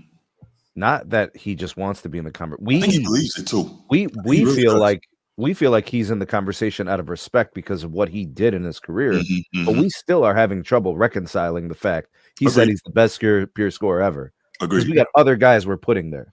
Yeah. I just I think that it was pretty fair, the explanation that he gave for it. Fair. Yeah. Chief, good morning. Chief. Long live the Chief. Chief, can you hear me? All right. I don't know what happened there. All right. Better call back, Chief. Yeah. Let's go on and we'll take it to the next topic. Chief, call back the next topic, man. We're gonna move on. I couldn't hear you. All right, guys. This one the last one we were in kind of bleeds right over into this one. Yes, it does. So this is, I don't think he mentioned this on this particular interview. All right, hold on. Let's take this from Chief. Chief, what you got, brother? All right. Okay. Hey, good morning, fellas. Good morning, man. What's going on, shipmate? What's going on, shipmate? I'm tired. What's going on? Hey, how 6-0 feel for you, bro? 6-0 sound good? Oh. Yeah. Hey, Paul Pierce was wrong. I'm gonna have to give PC a history lesson. I'm gonna go there like my brother Sneed, the school teacher. If we're looking at the best pure scorer in NBA history, Alex English, who played for Denver. That's a great argument. He led the entire 1980s decade in scoring. That's a great argument. Not mad. And guess what? He wasn't athletic. Nope. He wasn't athletic at all. He had the proper footwork, jumper, off the dribble. So for him to say, well, I'm the best scorer, he needs to go ahead and look at history. I got another guy. Number 2, Bernard King, who played for the Knicks. What are you doing, bro? Oh, jeez, I was trying to respond in the comments, and there you go. I didn't click in there. My bad. Bernard King is another great one. Okay. So he was a problem. Mm-hmm. So he knew how to score like a different angle. So if Paul Pierce was talking about guys who didn't have that athleticism or size or factors, and he said he's the best ever, I like to kind of throw something out the hat. And the third guy I got is that the lit from French Pitt, Larry Bird. So it Celtics in one conversation, bro. Wrap this up. Wrap this up quickly. Wrap it up, B. Okay. So as far as the position and everything, they couldn't do anything. You can jump higher than him. You can stay in ever, and he can still. He said, "You gonna be dumb enough to go for a pump fake, and I'm gonna get you again." Right. He calls his shots to make it. Yeah. Now that is skill. It is. And on that note, we're gonna get back to Melo. I had to disqualify Melo out of my top tier scores for his physicality, but I'm just saying, if we look at non-athletic, Melo's a bull. Kobe was athletic. That's what they say. KD had length. So that's why I did it like that. Not to say that they wasn't. I had to kind of try to get on Paul Pierce's metric. That's interesting. He might be. Okay. All right. Good stuff. I like it. Thanks for the call, Chief. I appreciate you, brother. All right, brother. All right. That was interesting. So let's clarify here. All right, let's go to the next topic. So Melo versus the truth. He didn't speak about it per se on this particular interview on Club Shay Shay, but I think he said it on something else, or I don't know where it came up from. I don't know if he said it or someone else brought it up, like basically who was a better player between him and Melo. Now, let's keep in mind the specific verbiage here. Who is the better player? That's what this is about. Player. Pure scorer. Who is the better player, right? Got it. That's a different conversation. And even in the pure scorer argument, I think that's a lot of people want to immediately jump to Melo. I think that one is very close as well. I think you could lean either way on that, but the better player. So obviously we saw Paul Pierce earlier, and we'll go ahead and we'll show a little bit of his B-roll again in terms of all the different things he can do. And again, this is at the end of his career, like real slick with the footwork, getting to the paint, obviously not always the quickest, most explosive. Now look at that step back. Did he take 2 more steps back after that? Nope. It was 1-2 pull up. Right. That's why I can't stand when people talk about Harden. I'm like, this dude, that's another dude, cheated the game for years, like literally cheated the game. And like no one said anything, but they still want to. But here's the thing about his game. It didn't translate long term. It didn't sustain. That's true. Yeah, Paul Pierce always had Pierce old was like a man 19 season career, wasn't it? Yeah, it was 18 years or something. Yeah, 19 years. Right. And Paul Pierce, who would you rather have taken a game-winning shot or a clutch shot? Paul Pierce. I want Paul Pierce in every single version of an NBA game. Right. Absolutely. It's not even close. Over James Harden. Yeah, absolutely. Yeah. Like if there was like a draft, like I got to draft a team to win. I got to draft a team that's going to be tough. I got to draft a team that's got to overcome. I don't want anything to do with James Harden. He was just triple teamed in that footage, bro. That was like his second to last year in the NBA. Right. So Killswitch says Paul Pierce moving in slow motion. But see, that's the thing. Like, so why aren't people blocking his shot? Exactly. We've all played ball with a guy who looks slow and moves slow or whatever, but still gives people the business because it's about, I got you, Killswitch. That's like Luka. It's right. Exactly. Yeah, Luka's very, very slow. He's just it's so fluid. You can't stop it. Right. Yeah. Knows how to get to spots, knows how to make the space. They used to call Larry Bird the master of the half inch because all it took was a half inch for him to get his shot off. And I think that's where so many times, and boy, yeah, Melo probably. Hold up. I need to go get my Melo jersey. Let me go get my Melo jersey real quick. Hey. Yeah, Melo was nasty from the time he walked in the league. Oh, look at that. And he could go to the rim, the pull-up deadly. Not super jump out the gym guy, but Melo, he had it. And him and Pierce had some great, shootouts and whatnot, especially when Melo was with the Knicks. They used to go at it. So pull up. Really, get out of here. Melo didn't particularly have a weakness to his offensive game either. Just a little less percentage-wise from three than Paul Pierce. I think about 36% for his career. Paul Pierce about 37.5. To me, that's pretty much a wash, right? Melo just vicious with that 1-2 dribble pull up. Oh, gotcha. Bang. Yeah, no, listen, I think that why do they have to be? Can we agree that both of these guys are unguardable? I think that's Melo, you can't guard him. Right. Even Kobe was like, man, look, the man's bigger, he's stronger. Yeah. The man can put it up at any part of the floor. Bro, Melo in Syracuse. So this is interesting. The whole national title. Sean says Melo is better, not even close. But what I think about this, I think Sean's Celtic hatred is really shining through. Talking about no, because I know that Transformer hates the Celtics with every freaking drop of blood in his body. Every fiber, right? I totally respect it. I bleed it. There you go. Purple and gold coming out. Sweating it out. And I know that Coach T hates the Celtics with every bit of his being. Totally get it. But did you notice their tone on the topic versus Sean? I think Sean is having trouble separating his Celtic hatred versus being able to rationally and objectively evaluate a player. Well, Sean's position. Okay. Some people are like that. Sean's position is Paul's delusional. That's his position. I think it's pretty clear. But my thing is, even if you feel like Melo is better, which is not an absurd take, right? At least offensively. Even if you feel that way, can we really say it's not even close? I don't think that's something you can say. That's definitely close. Yeah, it's close. Right. So even if you lean one way or the other to say, oh, not even close, like to me, that's absurd. And now when we talk about, and this is my thought, and then I'll let you guys go. When we talk about who's the better player overall, I'm going to go with Pierce by a little bit. And it has nothing to do with him being a Celtic. It has to do with the fact that Melo won't defend. And y'all already know how I am about guys who don't defend. I'm not. It's a qualifier to be a better player. Thank you. Yeah. It seems pretty simple. And Melo took a whole lot of his career not doing that. And I'm not saying Paul Pierce was ever, Scottie Pippen or Meta Sanford Artest or Ron Artest or whatever. But when it comes to it, I'm saying that if you don't defend or give minimal effort on the defensive end, that's a big knockdown for me when I'm evaluating you as a player. And so that to me is what separates Paul Pierce and Carmelo Anthony. You guys' thoughts. I'll be quiet from here. Go ahead, Transformer. Melo. Yeah. Melo. Hoodie Melo? No, not Hoodie Melo. Not Hoodie. If I could blend, if I could take Denver's defensive Melo, because in Denver, Melo, it's not like Melo couldn't defend. Melo wouldn't defend.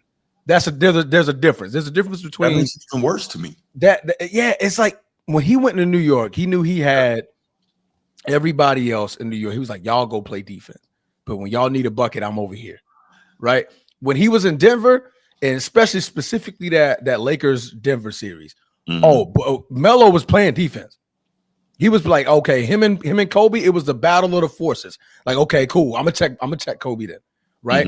And to see him give that defensive effort, that's when he had defense. So if I could take Denver's defensive Melo and add it to when that man went into New York and said, I'm home, and just started bombing away at everybody, without question. But to me, man, Melo's offensive game was explosive. In the post, he was a problem. At the 3-point line, he was a problem. I'll give him this. I'll take the slight edge offensively from Melo over Paul Pierce. That's just my personal opinion. Okay. But when you talk to the other side, because there's two sides of the game, right? When you talk about the want to and will play defense, Paul Pierce can get in the squat position, right? He can play that position. So in that point, you give the slight edge to Paul Pierce. You come out in a draw, man. 47-48, 48-47, 47-47. Unanimous decision, draw. It's a draw. It's going to end up a draw. So to me, this conversation and this argument is all going to be about your cup of tea. Because now we're not talking about score anymore. We're talking about player. Yeah. Paul Pierce has a defensive edge. To me, Melo has that slight offensive edge. And do we think Melo do we think he's a better distributor than Pierce? I think Pierce might have that by a small amount. Melo's not passing the ball. Okay. So that's another thing that Paul Pierce has over Melo as a player then, right? That's because Melo, the difference is it's not like Melo couldn't pass. Melo was a good passer. Okay. He just wouldn't pass. There's a difference. So again, doesn't that make it worse? It's part of the basketball evaluation when you think about a guy who had solid teammates in Denver and it didn't work. You know, like, so then he goes to New York and he has this. They did run into Kobe and Powell in them, like, so right. But I'm just saying, like, there were things that Melo could have did differently that would have, I think, leveled up his career, because in Denver they had a chance to achieve. That was the best roster he ever had on his career. Yeah. And they did not achieve. And then he left. He forced his way out of Denver. And he hated George Karl and all this other stuff. Yeah, there's a lot of factors, a lot of moving pieces. But in terms of the team construct, in terms of doing what was best for the team, clearly Paul Pierce made better decisions. Clearly Paul Pierce was more well-rounded. He took on the challenge to guard the other team's best scorer on many occasions, especially in the playoffs. Like, we saw moments where Paul Pierce was defending LeBron, not the whole game. James Posey did a lot of that too. But, like, where are the Melo defensive challenges accepted? Yeah. You know, we don't have that with Pierce. Lakers series. Yeah. It was very seldom, you know, and there's conversations with George Karl about this guy could be the best player ever. Yeah. And, like, I don't know, Melo didn't believe that he had his best interest at heart or something. I don't know. They were not a thing. Like, it didn't work. Yeah. Paul Pierce has a championship and did what it took to win the championship along with the team construct. I don't know, man. It's a team game. Paul Pierce was a better team player. And he was a more well-rounded player. Did more for his team when it was needed. Like, scoring's so crucial, but no defensive moments for Melo. It's tough. So which way do you lean? Paul Pierce. Okay. Better player? Yeah. Paul Pierce. Okay. So I have Pierce by a little. Yeah. It doesn't even matter, like, the distance, Bruce, but, like, you take your position, you defend it. And then here's another thing. Paul Pierce received MVP votes over 10 seasons. So that means people were looking at him as the guy for 10 seasons, top 5 twice in MVP votes. Melo did that once. Right? Paul Pierce was top 5 in MVP votes when? Twice. I have Melo was once in 2012. Top 10. He was top 10 in MVP votes. He's never gotten top 5. I don't know. I just looked up the statistics from 99 to 2011. Yeah.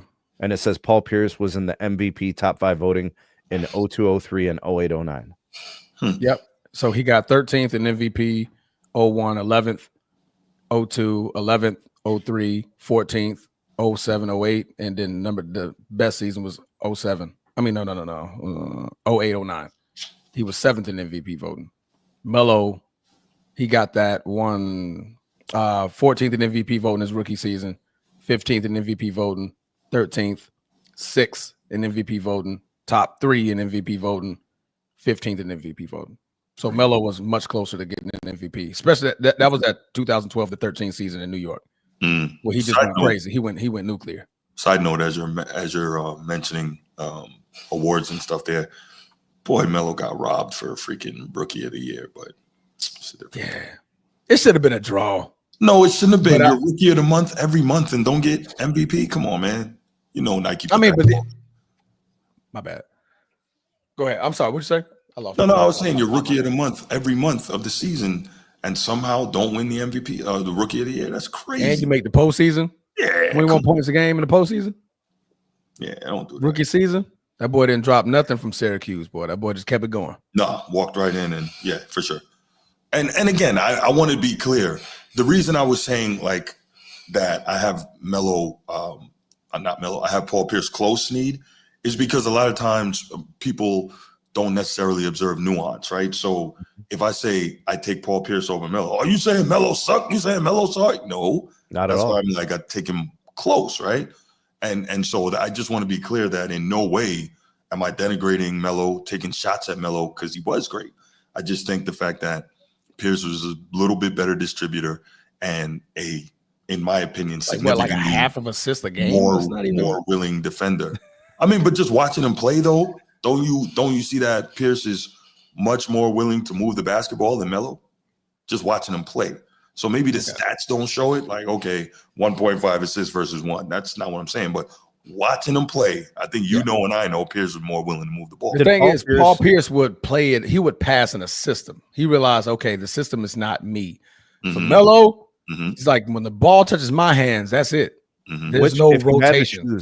If you had to choose one, Melo or Pierce, which one made their teammates better? Pierce. Yeah. So that to me, when you talk about like distributing and being a part of the team concept, moving the ball around, then that's kind of where that goes. Yeah. No, Melo touched that ball, it's a wrap. So you don't think do you ever think teammates resented Paul Pierce? Or do you ever think say it again? I'm sorry. Do you think teammates of Paul Pierce ever resented him? No. Or his style or his game, or do you think that ever happened with Melo? I think they resented him a little bit. I think it's more possible. Melo was jacking that mug up. More likely than it was with Pierce. Him and Kobe, like around the same time, him and Kobe were getting that same type of hatred because Kobe would jack up 23 shots. There was do you remember the time in Denver where AI was still good? Yeah. And like that with Melo was not working. Mm-hmm. They couldn't allow each other to exist. Yeah, but that was the worst because Allen Iverson was a ball in hand type of guy. He's not your traditional point. I mean, he's labeled a shooting guard, but like he wasn't a distributor. I think he would have been a lot better with a Rajon Rondo, Melo. Like you put a Rajon Rondo in New York, at that point, now you have an alpha dog at the point of attack. Like, hey, this is the play that we're running. But don't forget, Transformer, how Melo got to New York. He forced his way out early, demanding to be traded in that season. He could have left to go to New York in the offseason, 3 months. Right. And the way they would have still contained all their players. That's what they wouldn't have to have given up everything. So Melo made a mistake that impacted his career. Sure. Yeah. Sure. Then the injuries kind of helped him. I mean, didn't do him justice because I mean at that point Stoudemire got hurt. Who was it? They had the other guy because the original piece was supposed to be Chris Paul. You remember that was supposed to happen. So Chris Paul would have definitely. I look at a guy like Danilo Gallinari, who was emerging as this like immense weapon, a 6'10" guy who could stretch the floor. It was like the direction of the NBA. Yeah. And he had to be involved in the trade. Him and Milicic was Darko. They were both ahead of their time in terms of If they played now, them dudes would be killing. And the guy that got drafted over Dwayne Wade, damn. Darko got drafted over Melo too. Remember, Melo was supposed to be in happened Detroit. a couple of times, bro. We know. Come on, Like man. what? I know the folks like Sam damn Bowie it, got man, drafted over Jordan. It happened. Sam Bowie, man. Sam Bowie. Golly. It happens. Oh boy. All right, let's go ahead and let's open up the phone lines on this one. Take a couple calls. Y'all know what time it is. 2 minutes, state your piece. We'll hang it up. There we go. Because we want y'all to enjoy the NFL Sunday afternoon, just like we want to enjoy it. Jags, I'm sorry, boy. I mean, damn. I don't know what's going on, bro. Y'all can't throw a rock in the ocean right now. Nope. That's funny. They might get shut out this whole game. Maybe a field goal at the very, very end. Bro, they were inside the 10. They went on it for like 4th and 7. And, Flowing Hair tried to scramble for the first down. Come on, bro. That could have been interesting, Woodage. That could have been very interesting. Melo and a healthy D-Rose. Oh, he just could have came to the Lakers earlier. Who? Melo, man. The Lakers don't deserve to get everybody all the time. We deserved Melo. We deserved Melo. I love me some Melo, bro. Deserved Melo. Yeah, man, we deserve it. Sneed, we deserve it. That's crazy. Cleveland deserves more than one championship, Sneed. Okay, does that help you? They deserve more than one. If you think about it, it's poetic justice, bro. Like you build a team, you are the favorite every year, and then you only get one. It's poetic justice. Man, don't bump that, man. They deserve more than one. Look, I agree with you from a personal standpoint. But realistically, it's just how it goes, man. Yeah. You could build something immense, and it just doesn't work. I got you, bro. You mean to tell me that the Cavs building that roster? I mean, they should have been the favorite every year, right? Yeah, best player in the NBA, and then elite all-star talent with him, guys that are going into the Hall of Fame first ballot. Yeah, they should have been winning chips, and they couldn't because the other team was doing the same thing. Yep. Jeez. I don't know. I still got Melo highlights playing in my brain. Put that clip on. We should have in 2008. We should have had. Go ahead and put that clip back on. Yeah. In 2008, we should have had Lakers versus Cavs in the finals. Absolutely. In 2009, we should have had Lakers versus Cavs in the finals. Bron robbed us. Boom! Ooh, look at that boy. So you didn't even get the best highlight, the one where he's just operating in the triple threat. The triple threat highlight, boy, that's crazy. The triple threat highlight when you just couldn't do nothing with him. That the fake he did against Zion when he was in Portland. Oh my God, that should have been on the highlight reel. Zion didn't know where the ball was. Melo was like, it's still in my hands, Bubba. Still in my hands. What's going on, Coach T? I'm calling because nobody was calling. Everybody has a lot to say about Melo and Paul Pierce. But when it's time to call in, everybody's quiet. Yeah, people doing what they doing on Sunday morning, man. What you got? Bam. Man, I agree with Transformer. We should have got Melo earlier. And yes, we do deserve everybody, Bruce. Yes, we do. Yes, we do, because we Laker Nation. Man, y'all sound ridiculous, man. Cut it out. We above everybody. And see, how are you above everybody when we have more championships than you? I don't understand this. Because we don't care about the 50s, bro. Ask Magic about that. Ask Magic about that. We above y'all. Them three-round playoff series don't count no more. Ask Magic about that. All he's going to say is, well, they do have more championships than us. Why do you think he gets so mad every time we win one? Man, we don't count those. Magic counts them. We don't count the those. Greatest Laker ever counts them. The greatest Laker. Coach T, I got to ask you something, bro. Are you tired today? Because you've been moving the goalpost all show long. So you got to be tired of spending all that energy moving those goalposts. Got him. Cut it out, Steve. Man. You stay with the play that you don't like that got you your one ring. What do you mean I don't like, bro? What you mean? Why wouldn't I like the guy who is literally for the last 2-3 decades the most dominant player we've seen? He produced championships, won league MVPs, was an all-NBA defender, like the definition of greatness. And you're saying I don't like him? You talk about them all the time. You talk about them. I don't have to like what somebody does or says, but when it comes to the game, like that is a special player, sir. Nate, I mean this in all due respect. You are not at the big boy table when it comes to winning championships. Get rid of the ball. You still at the baby table. You gotta get your first. You gotta get at least 5 to even be considered. We in double. Me, Bruce, Transformer. We in double digits, so we can have this argument. Damn, man, you're not finna tell my boy Sneed to sit at the kiddie table, bro. It's Cleveland. That's not fair to him.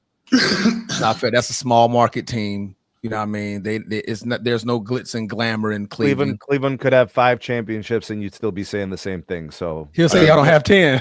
Yeah. Right. He'll say y'all need 10 now. See, the goalpost is gonna move. The goal, you need 15. You just spending all your damn calories, Coach T. Keep going, bro. Gonna have a sore back when it's all said and done, bro. Are you saying Coach He's gonna be with LeBron, butt hurt. Yeah, with the nerve in the left one. The side. Yeah. Coach T get diagnosed for moving the goalpost too much. Get some wheels on that goalpost. I'm gonna give you some advice. Put some wheels on that goalpost, bro. Yeah, and I'm gonna wheel it straight to your house. Put it right in your front door. Yeah. Oh man. But good stuff, man. Mellow or the truth, bro. You never did say. I didn't get a chance because somebody over here accusing me of moving goalposts today and running marathons. You know where I'm going. You know where I'm going with this. I don't know where you're going with this. He's going mellow. Yeah, you do, Bruce. Okay, you know where I'm going with this. I don't. He's going mellow. You know where I'm going with this. Truth. I ain't going putting truth over mellow. Mm-hmm. You know I ain't putting truth over mellow. Okay, that's fair. Yeah, we need a non-biased third party to come in. Well, nah. Coach T he's been non-biased. So if he says he's going with Melo, that's cool. Nah, of course it's me. I'm moving goalposts. I don't even think. Being biased. Like I said, I don't think it's a big gap. Either way you lean on this, no matter who it is, like I'm not mad. I think it's pretty fair. Yeah. As long as somebody don't say, "Oh, Paul Pierce sorry," or "Oh, Melo's sorry." Like what? Either way, I think it's fair. I'll put it like this. You're not going to go wrong with either one on your roster because either one, they both pure scores and they're both going to give you buckets. Yeah. I'll lean more toward Truth on the other end because Truth at least going to play defense and going to give you that championship level intensity that Melo not going to give you. Mm-hmm. That way, I'll lean the Truth on that way. But we were just talking about pure sport. No, this topic is the better player, period. Close, but I'll lean with I gotta lean with Melo a little bit on this one. Okay. Only because, he has those 50, 60-point games under his belt. Mm-hmm. He has those historical performances at Madison Square Garden. He got that duel. You could say Paul Pierce had one too, but he had that duel with Kobe in the playoffs. Mm-hmm. When we had that Denver Lakers series. That was a great series. Yeah. Very great series. So, What up, Callie G? Appreciate you. Make sure you like and subscribe, bro. I'll leave with Melo. But all right, no doubt. I just called in, man, to bring some more humor to the show. I appreciate that. I didn't mean to make Snead actually go out there and find the goalpost that he said I was moving. Log off the screen and go find it. No doubt, man. No doubt. Appreciate the call, man. All right, man. All right, Coach T. Callie G, I think you knew, man. I haven't seen you before. If you have been here, thank you for coming back. If you haven't, hope you come back again and make sure you like and subscribe and share the show with other sports fans that you talk with. Because if you're here, I'm pretty sure you talk about sports with your people. So absolutely, make sure you share the show with them. Okay. Sean, what up? Man, what up, man? About to call in again about this Paul Pierce crap. I mean, all right. No doubt. What you got? Fine. as far as like making the team better, I might have to say neither of them. You might give it to the edge of Paul Pierce for, I'll say for motivation. But to me, as far as making the team better, I don't think neither of those guys were, that great of a leader like that. As far as like, hey, like we needed to win. I'll say they're good at clutch shooting. Both of them are great at clutch shooting, but they're not really like motivators or, led by example. But Melo, to me, Melo is a better scorer. But if you're going to say winner, yeah, Paul Pierce is a better winner because, what happened with the 08. Even though Kobe outscoring by a lot, nearly 30, but it is what it is, like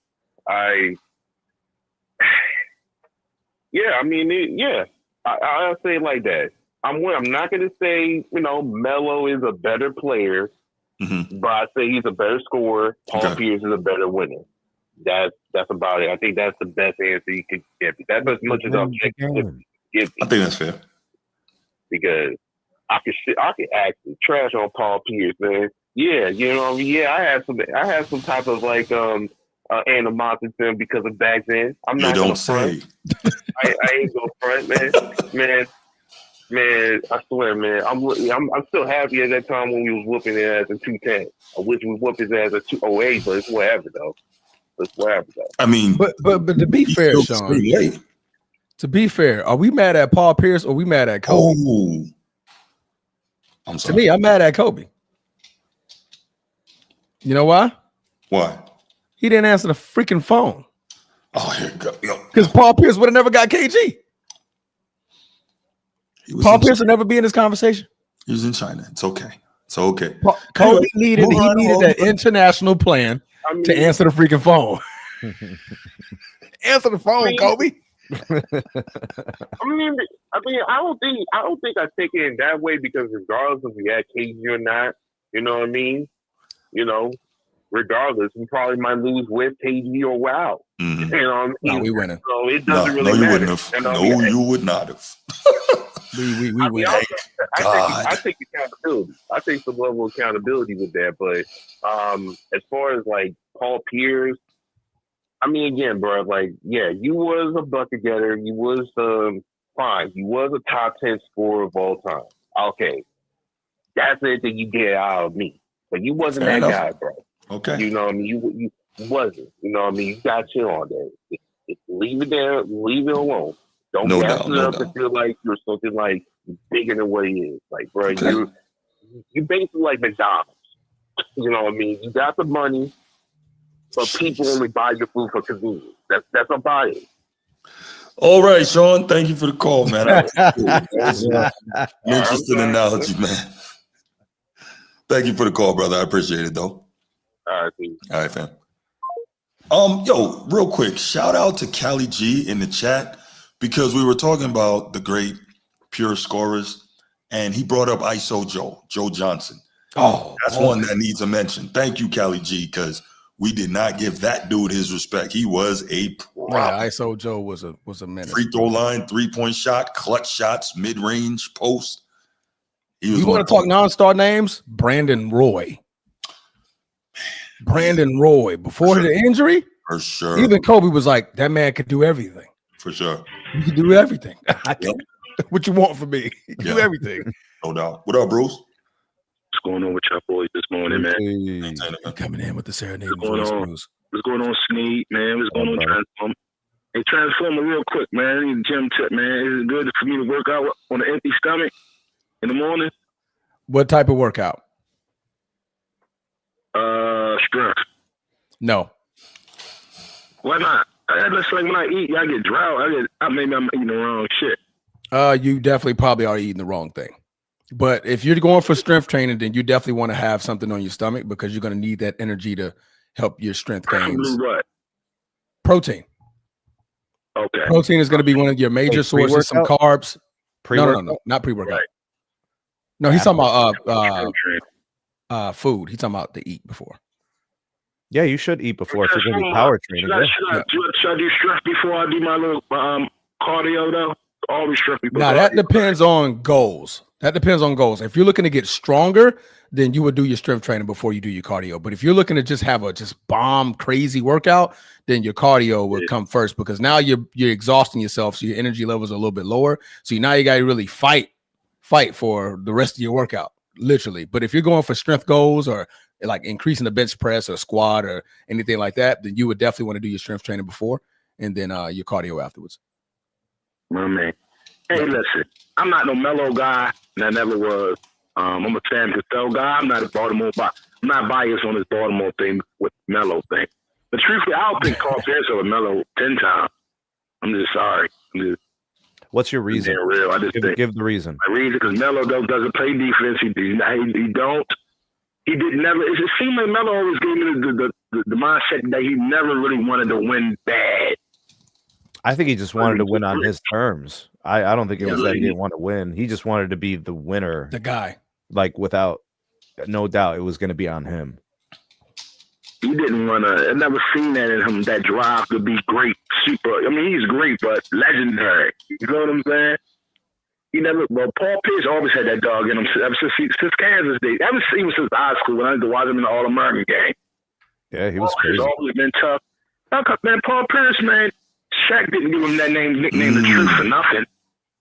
Shaq didn't give him that nickname, and Shaq nicknames everybody. He gave Tim Duncan the big fundamental.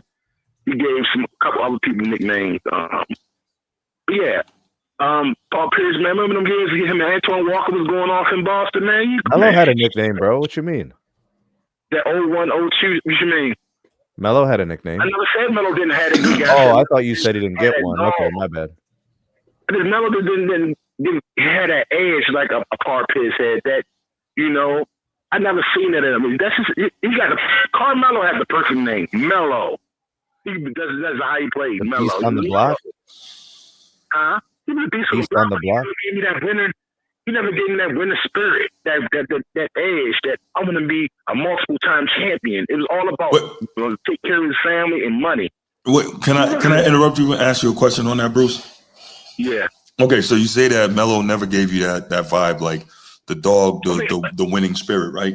So why do you like the other Melo? You like LaMelo Ball, and he don't come anywhere near that. I'm trying to figure out how this works. I just like Shorty good. I mean, he just spicy. I ain't even talking about him, bro. Spicy. No. I brought it up because what I try to do is I try to figure out how people think. How's that not a pause, bro? That is a pause. That was crazy. What? That was what Bruce said, man. He called LaMelo Ball spicy. He's spicy. Like, nigga, I mean, what? Okay. Well, Am I the only one that in bigger games? He came through in bigger moments. He's a proven winner. Okay, Melo, great score. That's about it. Other side of the ball, liability. Wait a minute, but you love Jokic. Other side of the ball, liability. Let me tell you this. I'll be trolling you with the Yoke shit. I mean, so there you go. The truth. There it is. Shit. Should have never conceded that, bro. I will say this, though. I think Yoke has the highest offensive IQ as a center of all time. IQ as offensively. Maybe so. Maybe so. Yeah. But I take Paul Pierce over Melo. There ain't no Baltimore bias. I'm a Sam Cassell guy. I'm a Muggs guy. Melo be too much flip-flopping for me. 1 minute from New York, 1 minute from Baltimore. I don't know. He just doing too much. That's the New York side. He's from Brooklyn, man. That ain't the Baltimore. That's not the Baltimore side from Carmelo. Okay. Not playing no defense, man. We tough and gritty in Baltimore. That's that New York shit. New York not tough and gritty? Nah, not like I used to be. Not the new New York. Fair enough. Maybe in the 80s and 90s, Fair enough. not the new New York. All right, man. Hey, man, I'm going to get y'all back, man. I was talking about the flag thing. I get y'all back. I appreciate the call, brother. Thank you, man. All right, bro. Yo. Man, Bruce, man. What'd I do? Yeah. Not you, Brucey, bro. Oh, okay. My bad. I'll be thrown off, Bruce is running around. Baltimore Bruce.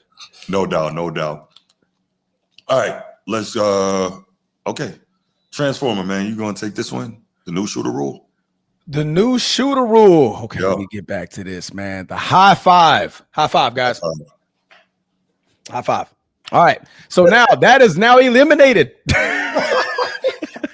The high five rule is officially eliminated. The 2025-2026 NBA season is going to introduce the significant rule change aimed at protecting shooters, particularly those known for their perimeter prowess.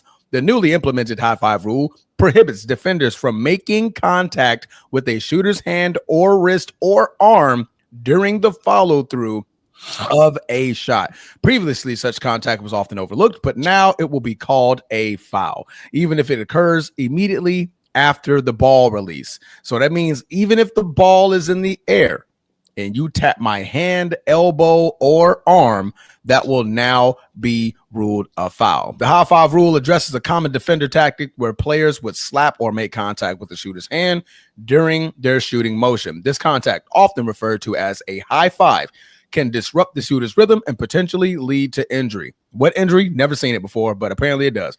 Under the new rule, such actions are now considered fouls, even if the contact occurs after the shot has been released. Now, the question goes, who benefits the most from this positional change?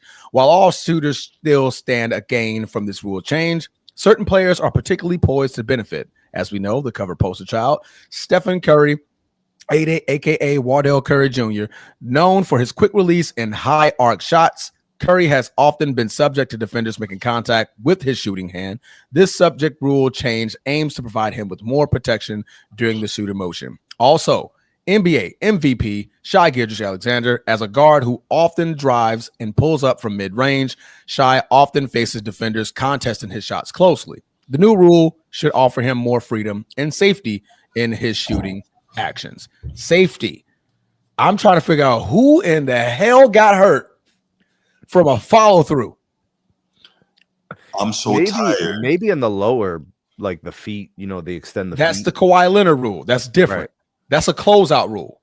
Right. This is a high five rule, Bruce. I mean, Sneed. So, Sneed, we're already to the point where we know what the NBA wants. We know what Adam Silver wants. We know what they want. They want points. They want scoring. They want to make it easier for the numbers to drive up the boards. They want the 40-point games. They want the 50-point games. That's what it is. Now we're getting to a point where now the NBA is just not going to want defenders. Nobody's going to be able to play any type of defense. Lou Dort is going to get fouled out a lot more this season. I don't think he typically fouls on follow through, so he might not be impacted by this. But the way the league is going, that's what I'm saying. The way the league is going, it's going to be tougher for the Lou Dort. The NBA fans are going to get more aggravated because their team that they're rooting for is going to have a bunch of personal fouls on this stuff, right? So the game's actually going to slow down. If the game wasn't slow enough already, it's going to slow down more. You're going to have more guys taking trips to the free throw line. Correct. The quality of the game, like the best part of the game is transition. The best part of the game is motion. The best part of the game is fluidity and movement within the game. Yeah, you're making this more about free throws. Yeah, I'm fearful that are you making it to where these guys have to step back? Like now they can't really challenge anything. So at first the Kawhi Leonard rule, which was a fair rule because he got under his feet got under the defender as he was in the air. But that caused his health. Yeah, that was a safety risk. Now that's a safety risk. Ankles, stepping on somebody's foot coming down from a high jump. Yes, that's impact. I've never seen nobody get hurt from a high five. So but they break a fingernail. So Bruce brought up the fact that there's gonna be more 40-point games. That doesn't help the game. No, it doesn't. That just makes it seem like everybody else always sucked and these new guys are better when we know that's not necessarily true. Yeah. There's no proof that a guy getting fouled more often makes them a better player. Or getting more free throw attempts makes them a better player. That's not how that goes. The quality of the game is about to regress. Yeah. There's already a lot of fouls called. This is going to be insane. You're going to have 5 extra fouls a game because of this. Teams are going to be taking free throws for the penalty early in the quarter. They're already taking free throws at 4 minutes. Now they're going to be taking them at 6 minutes. I mean, such a rule change like this. Like I said, we know what the league wants. Steve Kerr, maybe. I have no idea. Let me see. Let me see if I can dive in and see who. I don't.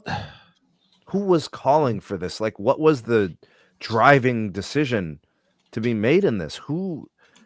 Why? Even though Steph is the poster child of it, I couldn't imagine it would be him because he's on his way out the door. I wouldn't know, bro. I wouldn't know.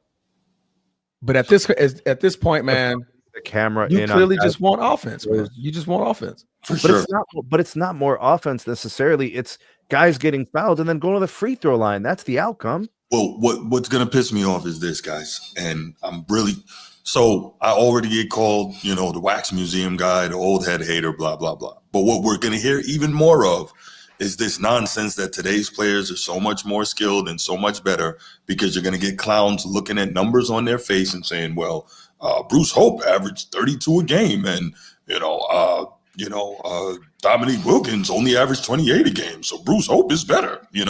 We're going to hear all these stupid, cross error comparisons without any type of looking at the conditions and the nuance that caused this, right?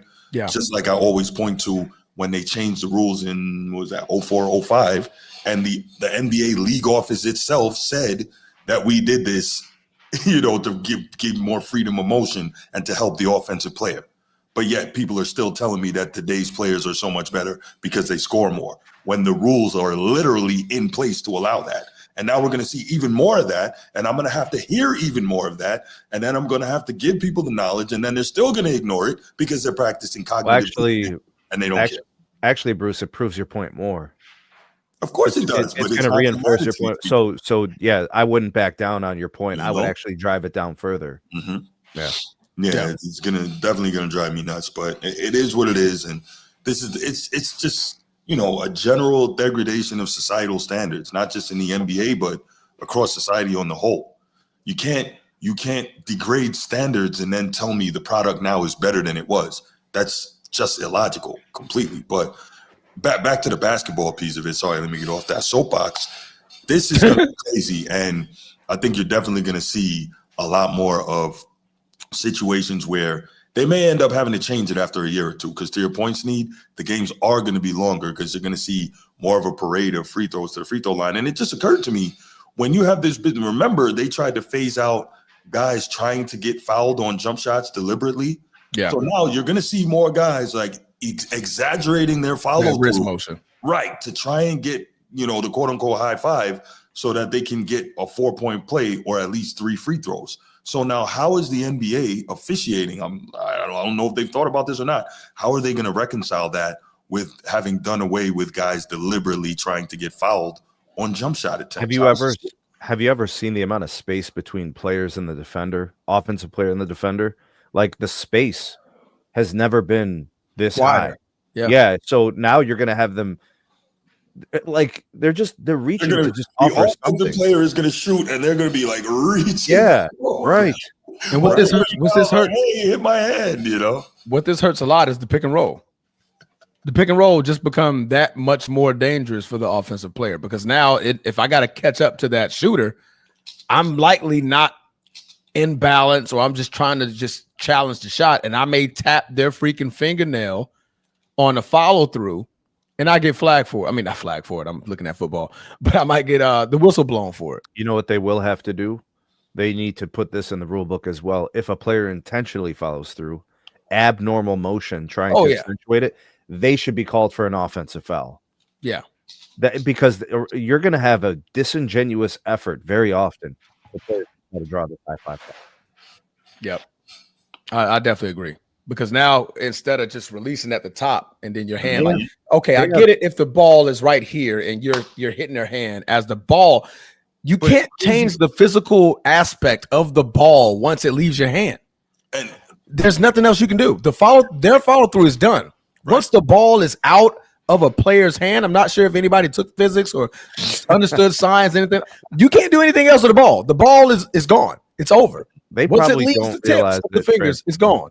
They don't realize it, but they just opened up a can of worms. Per usual, the NBA just Pandora's box, bro. We need the nerds that were studying the freaking Kansas City Chiefs from 2015 to 2023 on freaking penalties. We need that type of freaking nerdism here when to teach these guys physics. Like, hey, once the ball leaves the player's fingertips, nothing else happens. You can't change any of the trajectory of the ball unless a defender touches it. Right. That's it. So me breaking your fingernail because I'm trying to challenge the shot, that's not really a foul, bro. It's just, good game. High five. Godspeed. I'm gonna call it the love tap foul, man. That's some BS. They calling it the high five rule. High five. I can't give you a high five no more, bro. Good game. Good game, bro. Good shot. But no, man, this is good. This is definitely going to draw up the numbers a little bit more so to Bruce's point. I mean, you're going to be looking at a lot of high scoring, and I do see a point where we're in 2032 and they're like LaMelo Ball is just by far way past everybody offensively in the history of the NBA. You guys have any idea what Luka is about to do, bro? Luka's about to freaking average 35 a game. Yeah, Luka's already balling in the preseason. I don't know why he's playing so freaking hard. Luka's about to be taking 17 free throws a game, bro. You already have people saying that Luka's better than Bird. It's about to get way worse. They don't even play the same position. Who said that? I've heard a lot of people say that. Oh no! I'm so serious. Yeah, no. I don't like the Celtics, but I'm not going to. The greatest white man to ever grace a basketball is by far Larry Legend. I don't care if he's from Europe or Boston or Indiana. I don't care. He's the guy. The guy out of Indiana. That's him. That's Himothy. That man had every black person on Mother Earth listening to the radio, thinking that he was black. Until they saw the man in person, like, oh, wait. Who's him? This is Larry Bird. Larry should have been named Tyrone or something, bro. He was named Tyrone Bird. Yeah, Tyrone Bird. Oh, he would have definitely confused us. Pistol Pete. No, Pistol Pete Maravich, absolutely, Cali G. But Larry, But Larry, man, Larry Legend. That's different. I'm a Laker fan, so I had to watch a lot of Larry Bird up close during my history of becoming a Laker fan, and I didn't like it. I didn't like it when that man touched the ball. I didn't like it. You're an idiot. I didn't like it, man. Sorry. I mean, I had to watch Magic highlights, but I'm over here watching Larry on the other end. It makes me feel better. He was killing everybody. He wasn't discriminating, bro. Oh, he didn't. Right. My tape, the man walks into the All-Star weekend, bro. Starter jacket. Which one of y'all coming in second? Like, bro, what you mean? Who coming in second? Line up to get second place. And I'm about to shoot and win this joint with my starter jacket on. Left-handed. Like, get out of here, bro. That's some cocky, like, bro, I know I'm better than y'all. Oh man, Magic, you hurt? Man, at least you get to watch your watch your boy get beat on all day. Hate that you're not out here, bro, and give us 35. Give us 40. Sure. Hated it. I'll put on a show for you. Put on the show for you, man. You got the best seats in the house. Right. You say you got the best seats in the house.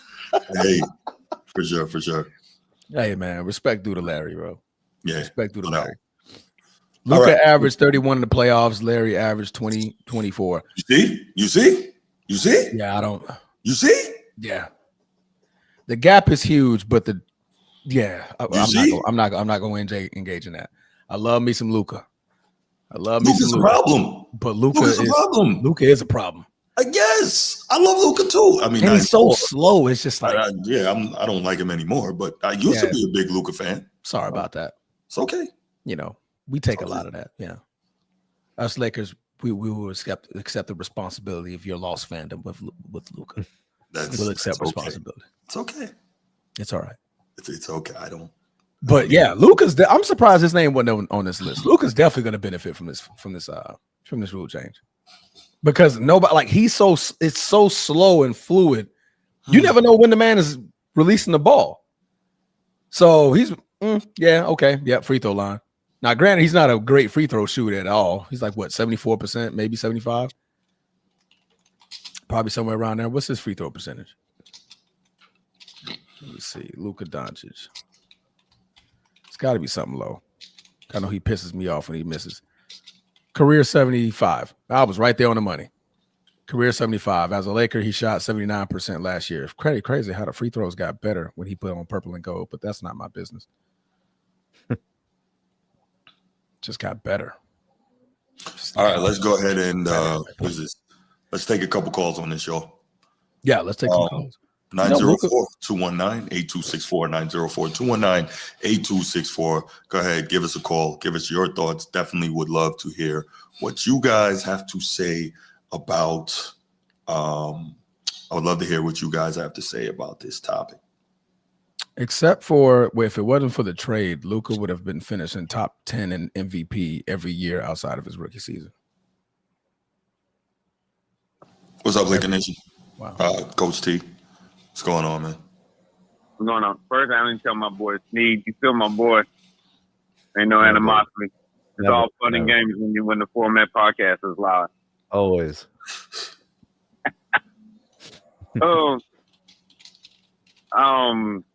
Let's get into this hot five rule, which is the most dumbest rule that I've ever heard.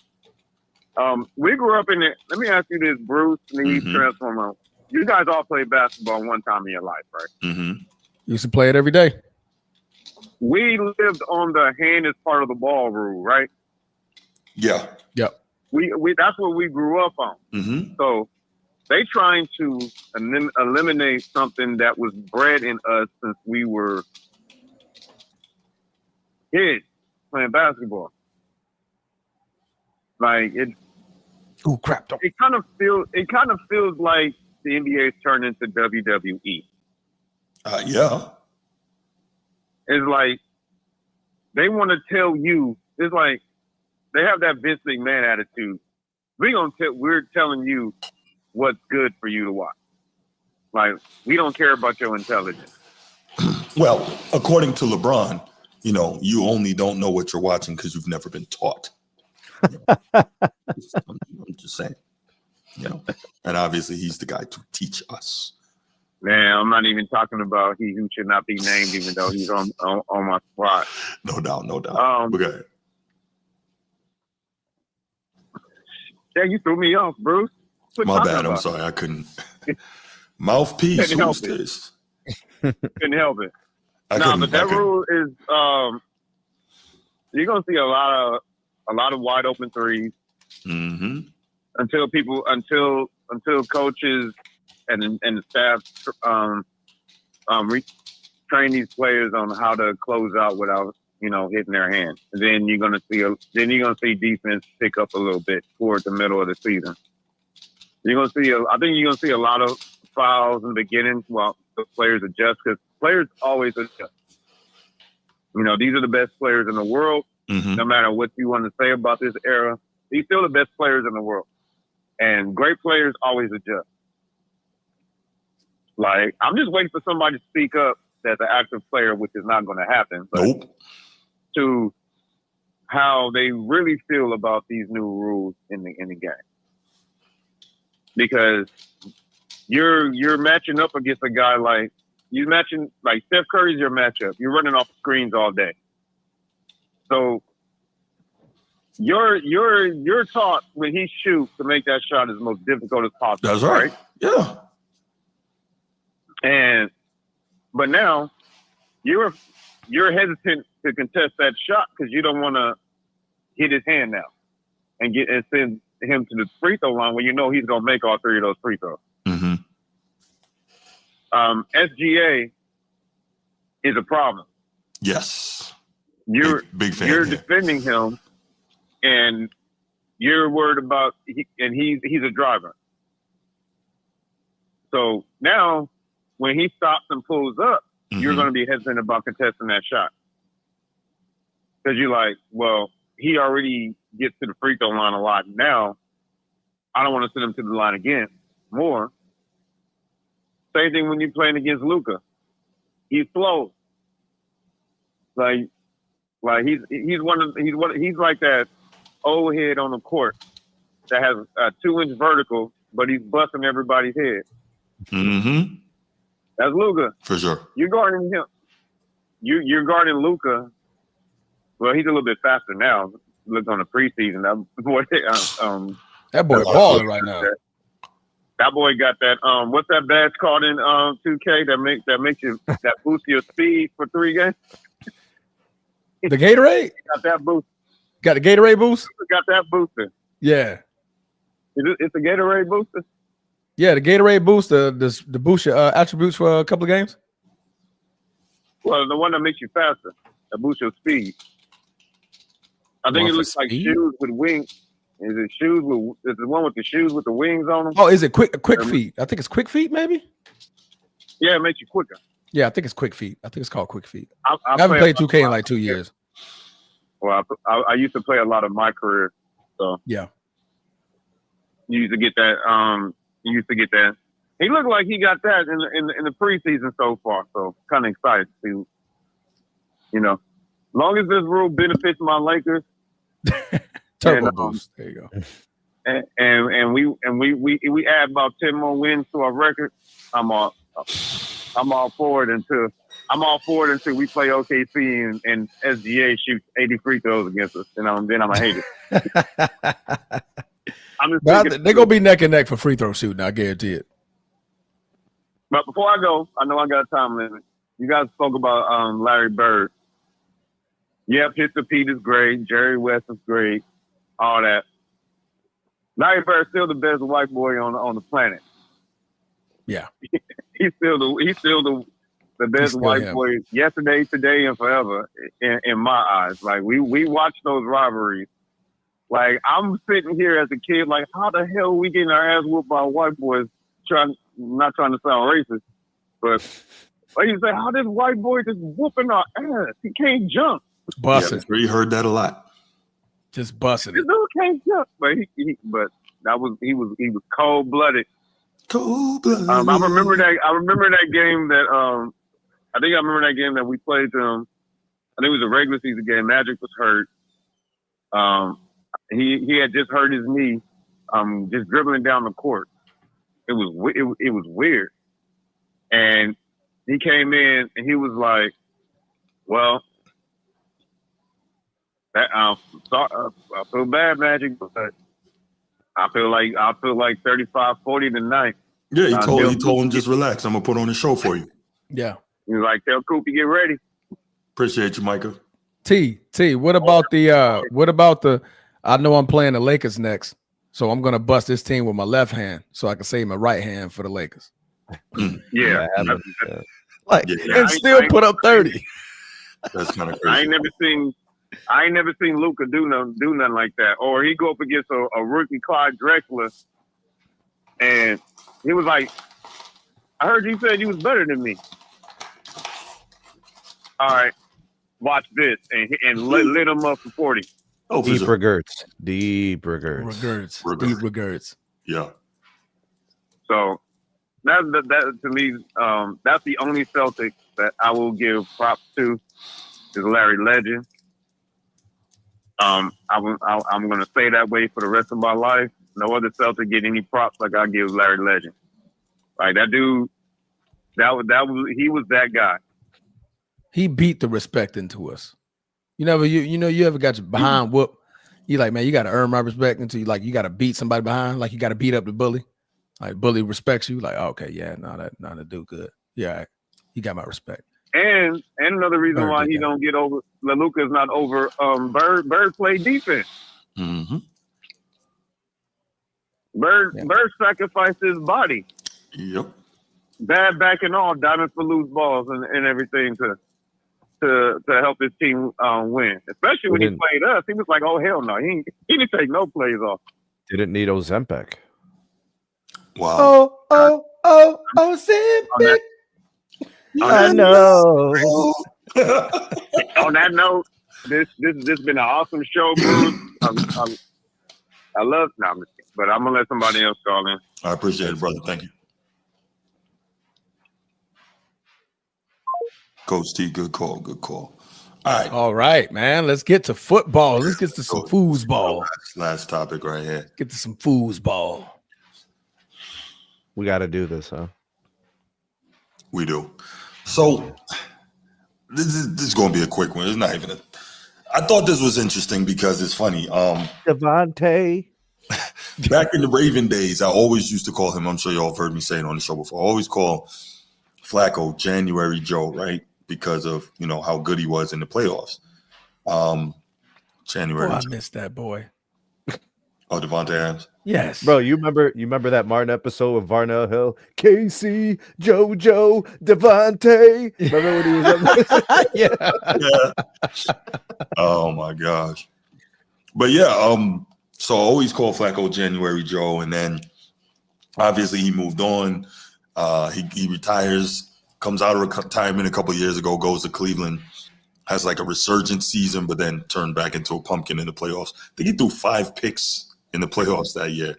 And basically against the Texans. Yep. Yeah. So that was that.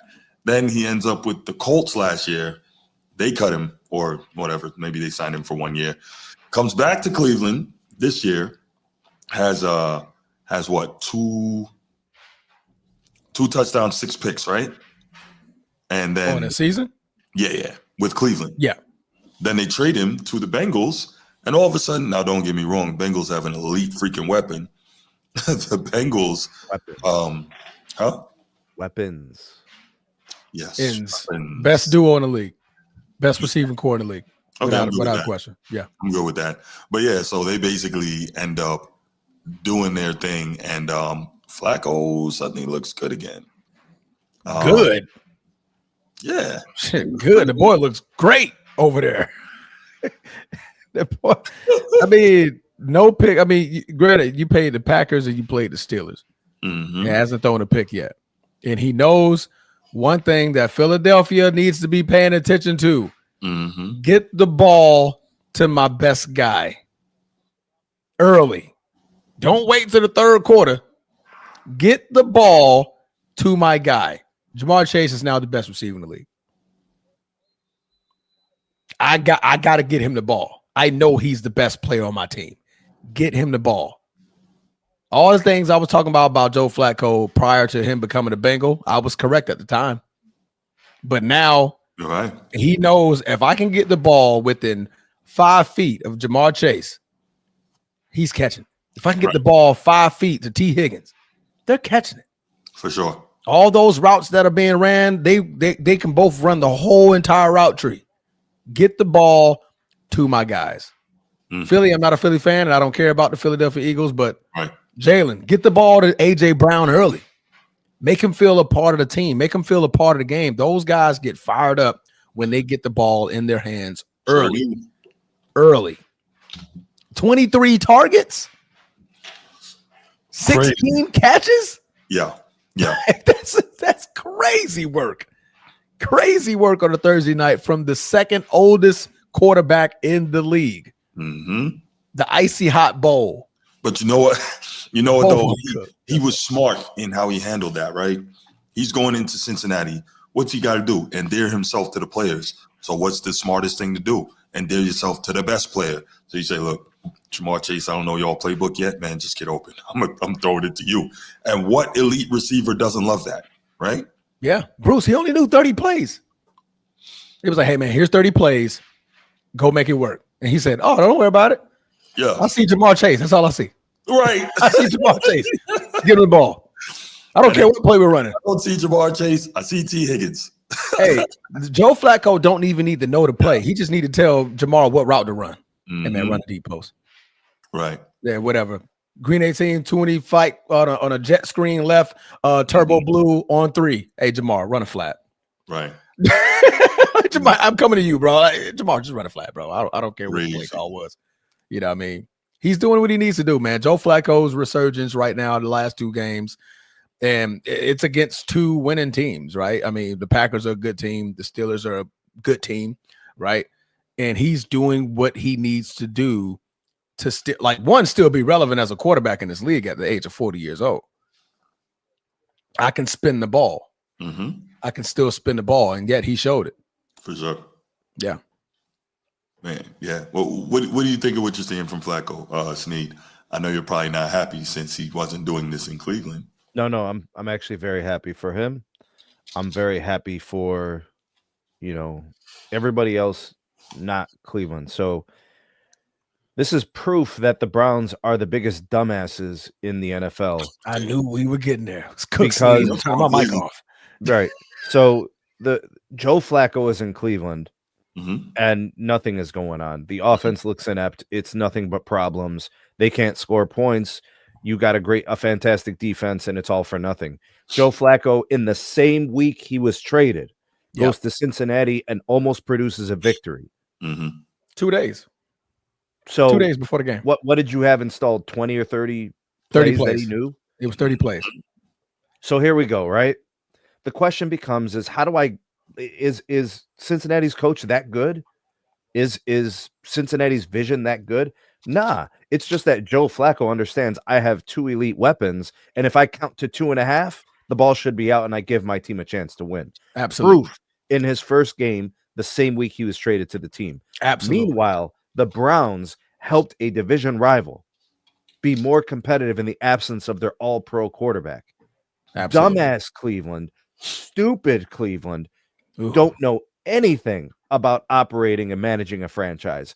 Don't even know how to properly compete in the NFL. Making other teams better? Are you kidding me? Oh, You're making your division rivals better, giving them a chance to compete. The Browns are trash. I'm so happy for Joe Flacco because it's vindication that he can still throw the ball. And he's still a good player. And it's proof that our coach in Cleveland is a bum. And it's proof that our GM in Cleveland is a bum because he can't get receivers. I give Joe Flacco receivers. I get numbers. What is the storyline here? What is the lesson learned? Is that if a guy can throw the ball and you give him weapons to throw to, look at Aaron Rodgers. He's having a good season. Joe Flacco is all of a sudden having a good season. Yeah. It's just further proof of what we know. This is an indictment on Cleveland. This has nothing to do with Joe Flacco. This has nothing to do with the Bengals. This is an indictment on the Cleveland Browns. And they are the worst run franchise in the NFL, and it's not even close. Joe Flacco against the Green Bay Packers threw the ball 36 times. 20 of those targets went to Jamar Chase and T. Higgins. What would you do? What would you do? Right. Let me finish, Steve. He against the Pittsburgh Steelers, he threw the ball 47 times. Yep. 33 of those targets went to Jamar Chase and T. Higgins. What would you do? 33 out of 47 times I'm spinning the ball.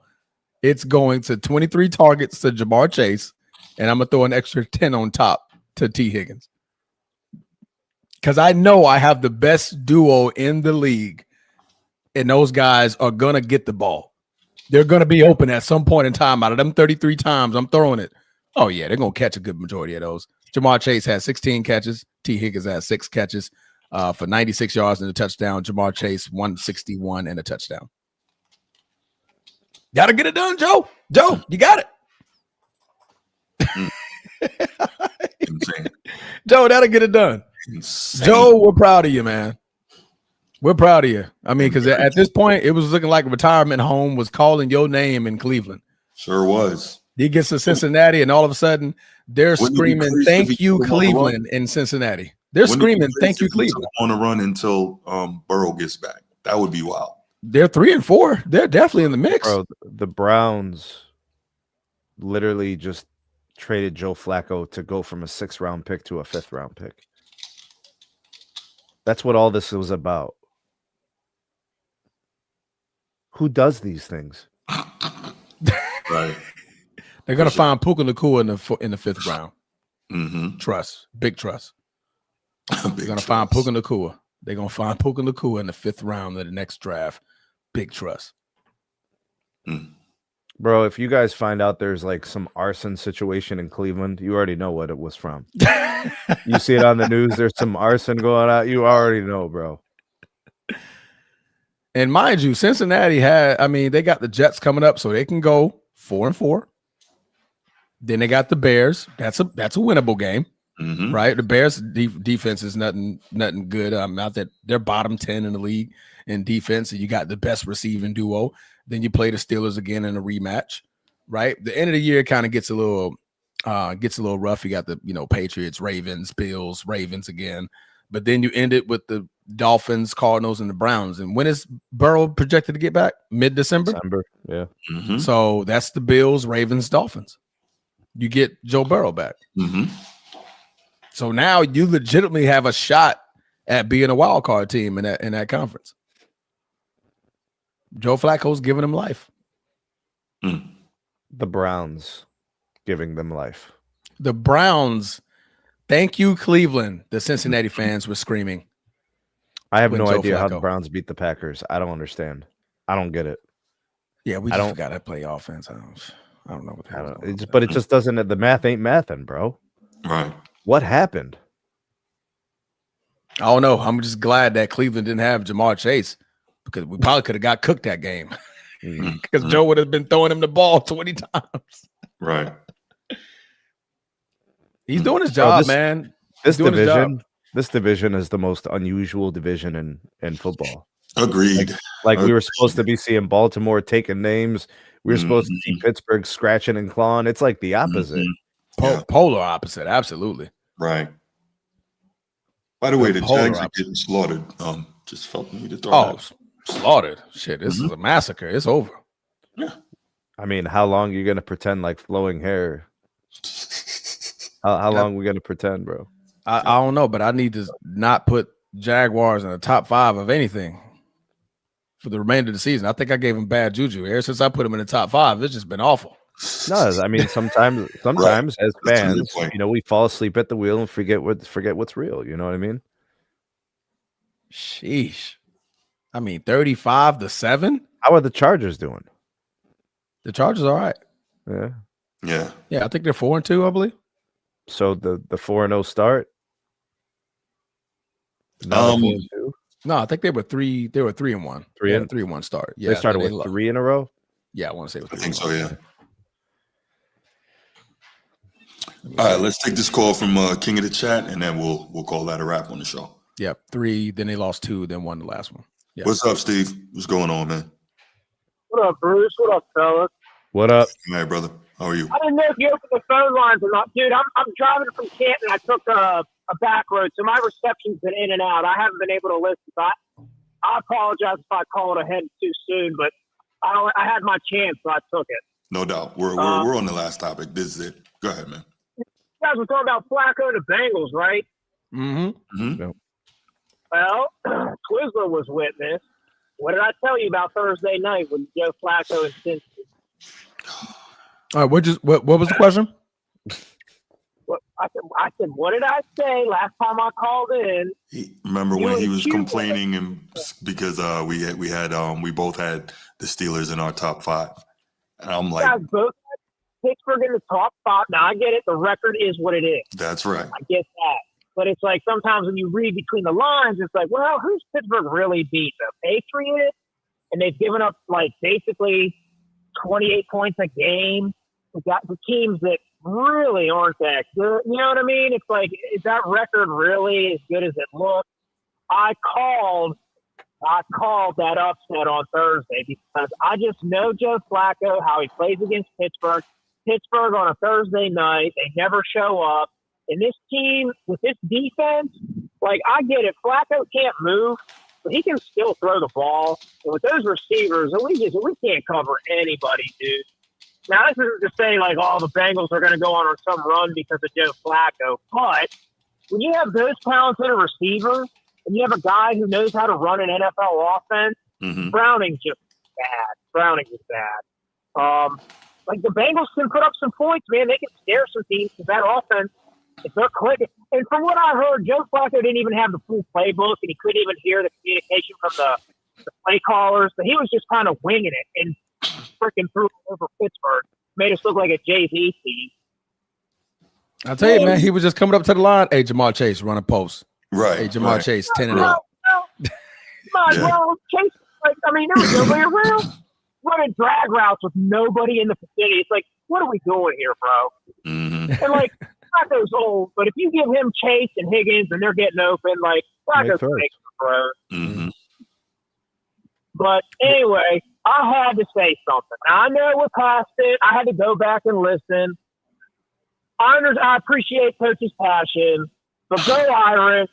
You don't just luckily run for 300 yards. I'm sorry, Twizzler. I know you don't like talking about Notre Dame. I had to put my 2 cents in. Joe Flacco is better than Pittsburgh. Pittsburgh is not a top 5 team. We're doo-doo butter. Like, you're going to see by the end of the year, Pittsburgh's going to be like, oh, we're going to be looking at them saying, oh, this team was what, 4-5-1 at one point? 4-1. Currently 4-2, so still a good record. Oh, hold on. What just happened? We just hung up on him? No, I lost the connection there. I don't know if I lost reception or not. Oh, okay. Can y'all hear me? Yeah, we can hear you. Oh, sorry, man. My bad, guys. I'm on his back road. I'm in and out, so I don't know if my reception's there or not. But anyway, I just want to say go Irish. Joe Flacco cooked us on Thursday, like I said so, and I am awesome, and I know my ball. And, and Arch Manning sucks. They beat Kentucky in overtime by 3 points, 13-10. He's garbage. Okay, that's the last thing I had to say. Thank you, King of the Chat. Appreciate it. That's called a victory lap right there, boy. Yes, it is. Yeah, he called it a victory lap. You know what I didn't know before we made our picks, guys? What up, Mike Rose? Tomlin's record on the road is 2-10 on Thursday night games. They got a bad loss against Cleveland. What's going on? Yeah. What up, Rose? I will say this right now: the AFC North is wide open. Pause is wide open. With a healthy Lamar coming back, Flacco with Cincinnati. Let me tell you something about Joe Flacco. Lamar coming back. A motivated Joe Flacco is very, very dangerous, especially with time in the pocket. You saw it. Of course, he got chased in Higgins. I mean, of course, you're gonna show out with those two. But come on, look at 2 years ago. Look what he did with Cleveland. Look what that run he had with Cleveland. Took Cleveland to the playoffs and all that. 38. Huh? He was 38. He was 30. How old is he now? 40. Something. 40. I was okay with this. I got to do anything. It's proven.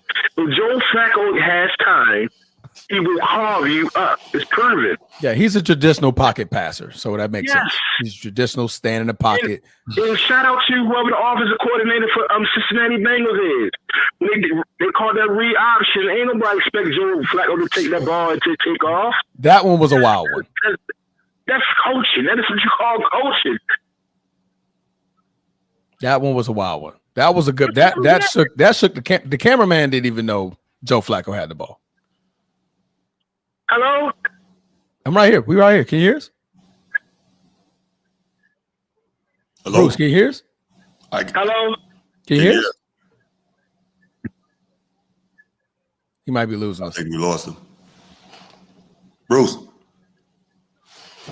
Yeah, I think we lost him. Hello? Yeah, can you hear us? You good? What's he doing? So I'm about to say, hang up, have him call back. I don't think he can't hear us. We can hear him though. Yeah, we got him. All right, got about a minute before we go ahead and end this and get ready to go enjoy the afternoon. I guarantee he's finna say the Ravens need to go 10-1. They're gonna go 10-1. My bad, yo. I'm gonna say this real quick, bro. Hey, but like I was saying, a motivated Joe Flacco, he's dangerous. You give him time, you see what he can do. AFC North is wide open. It's not over for us with black and purple. We just got to go to a little win streak. But the AFC North is wide open. Hey, the Pittsburgh Steelers defense is not as good as everybody expect. And yeah, man, the AFC North is wide open, man. Shout out to Joe Flacco, man. You know, and he did his thing, man. You take advantage of what you can take advantage of. You got probably. Let me ask you this: is Chase is number one for the is Chase? Is he moving into legendary status as a wide receiver? Not yet. Yeah, it's still a little soon. Plus, again, but he's getting there. It's real hard for me to put any wide receiver who plays today in legendary status when the rules make it so easy for them to do what they're doing. He'll be legendary for his time, Bruce. Let's not make it a damn history lesson. I wasn't gonna. Most intriguing, in my opinion, most intriguing game today, and I'm gonna get off. Giants at Denver at 4:30. Yes, that's the game I'm watching tonight today. Absolutely, that Giants that we ready to see. You ready to see, Giants Denver got the number 1 defense in the league. Yeah. We get ready to see what Cam Scatterwood and Jackson Dart is all about, and I'm watching that game. Well, I'm going to have 2 games on at the same time, but agreed. I'm most definitely going to have that on. And, all right, man, your boys have a good Sunday. Enjoy the games, bro. All right, brother. You too, man. All right. Yeah, Jamar Chase, he's going to have 5 consecutive 1,000-yard seasons. He's already a Triple Crown winner. He's heading towards that status for sure. No, I get it. And he doesn't appear to be slowing down. Edward, I'll just say this. Those who don't know history are doomed to repeat it. All right, y'all. We are gonna go ahead and we're gonna leave it right there. All right, Sneed, you back on? Where's Sneed? Okay. Sneed, go what you need. Guess we got 7 minutes to kick off. Yeah, we're gonna get out of here. Let everybody have time, go to the bathroom, get food, all that good stuff, and then sit out on the couch and enjoy the games. You absolutely right. Well, thank you so much for tuning in today. Yeah. So you know what to do, man. Go ahead and enjoy your Saturday, your Sunday. Enjoy your day. Enjoy these games. Share the show. Like, subscribe. Make sure you also subscribe to the Be Ready Sports Podcast. Appreciate all y'all. Especially appreciate the new faces that came through today. Appreciate you, Callie G. Appreciate you, Mouthpiece. Appreciate y'all. Thank you so much.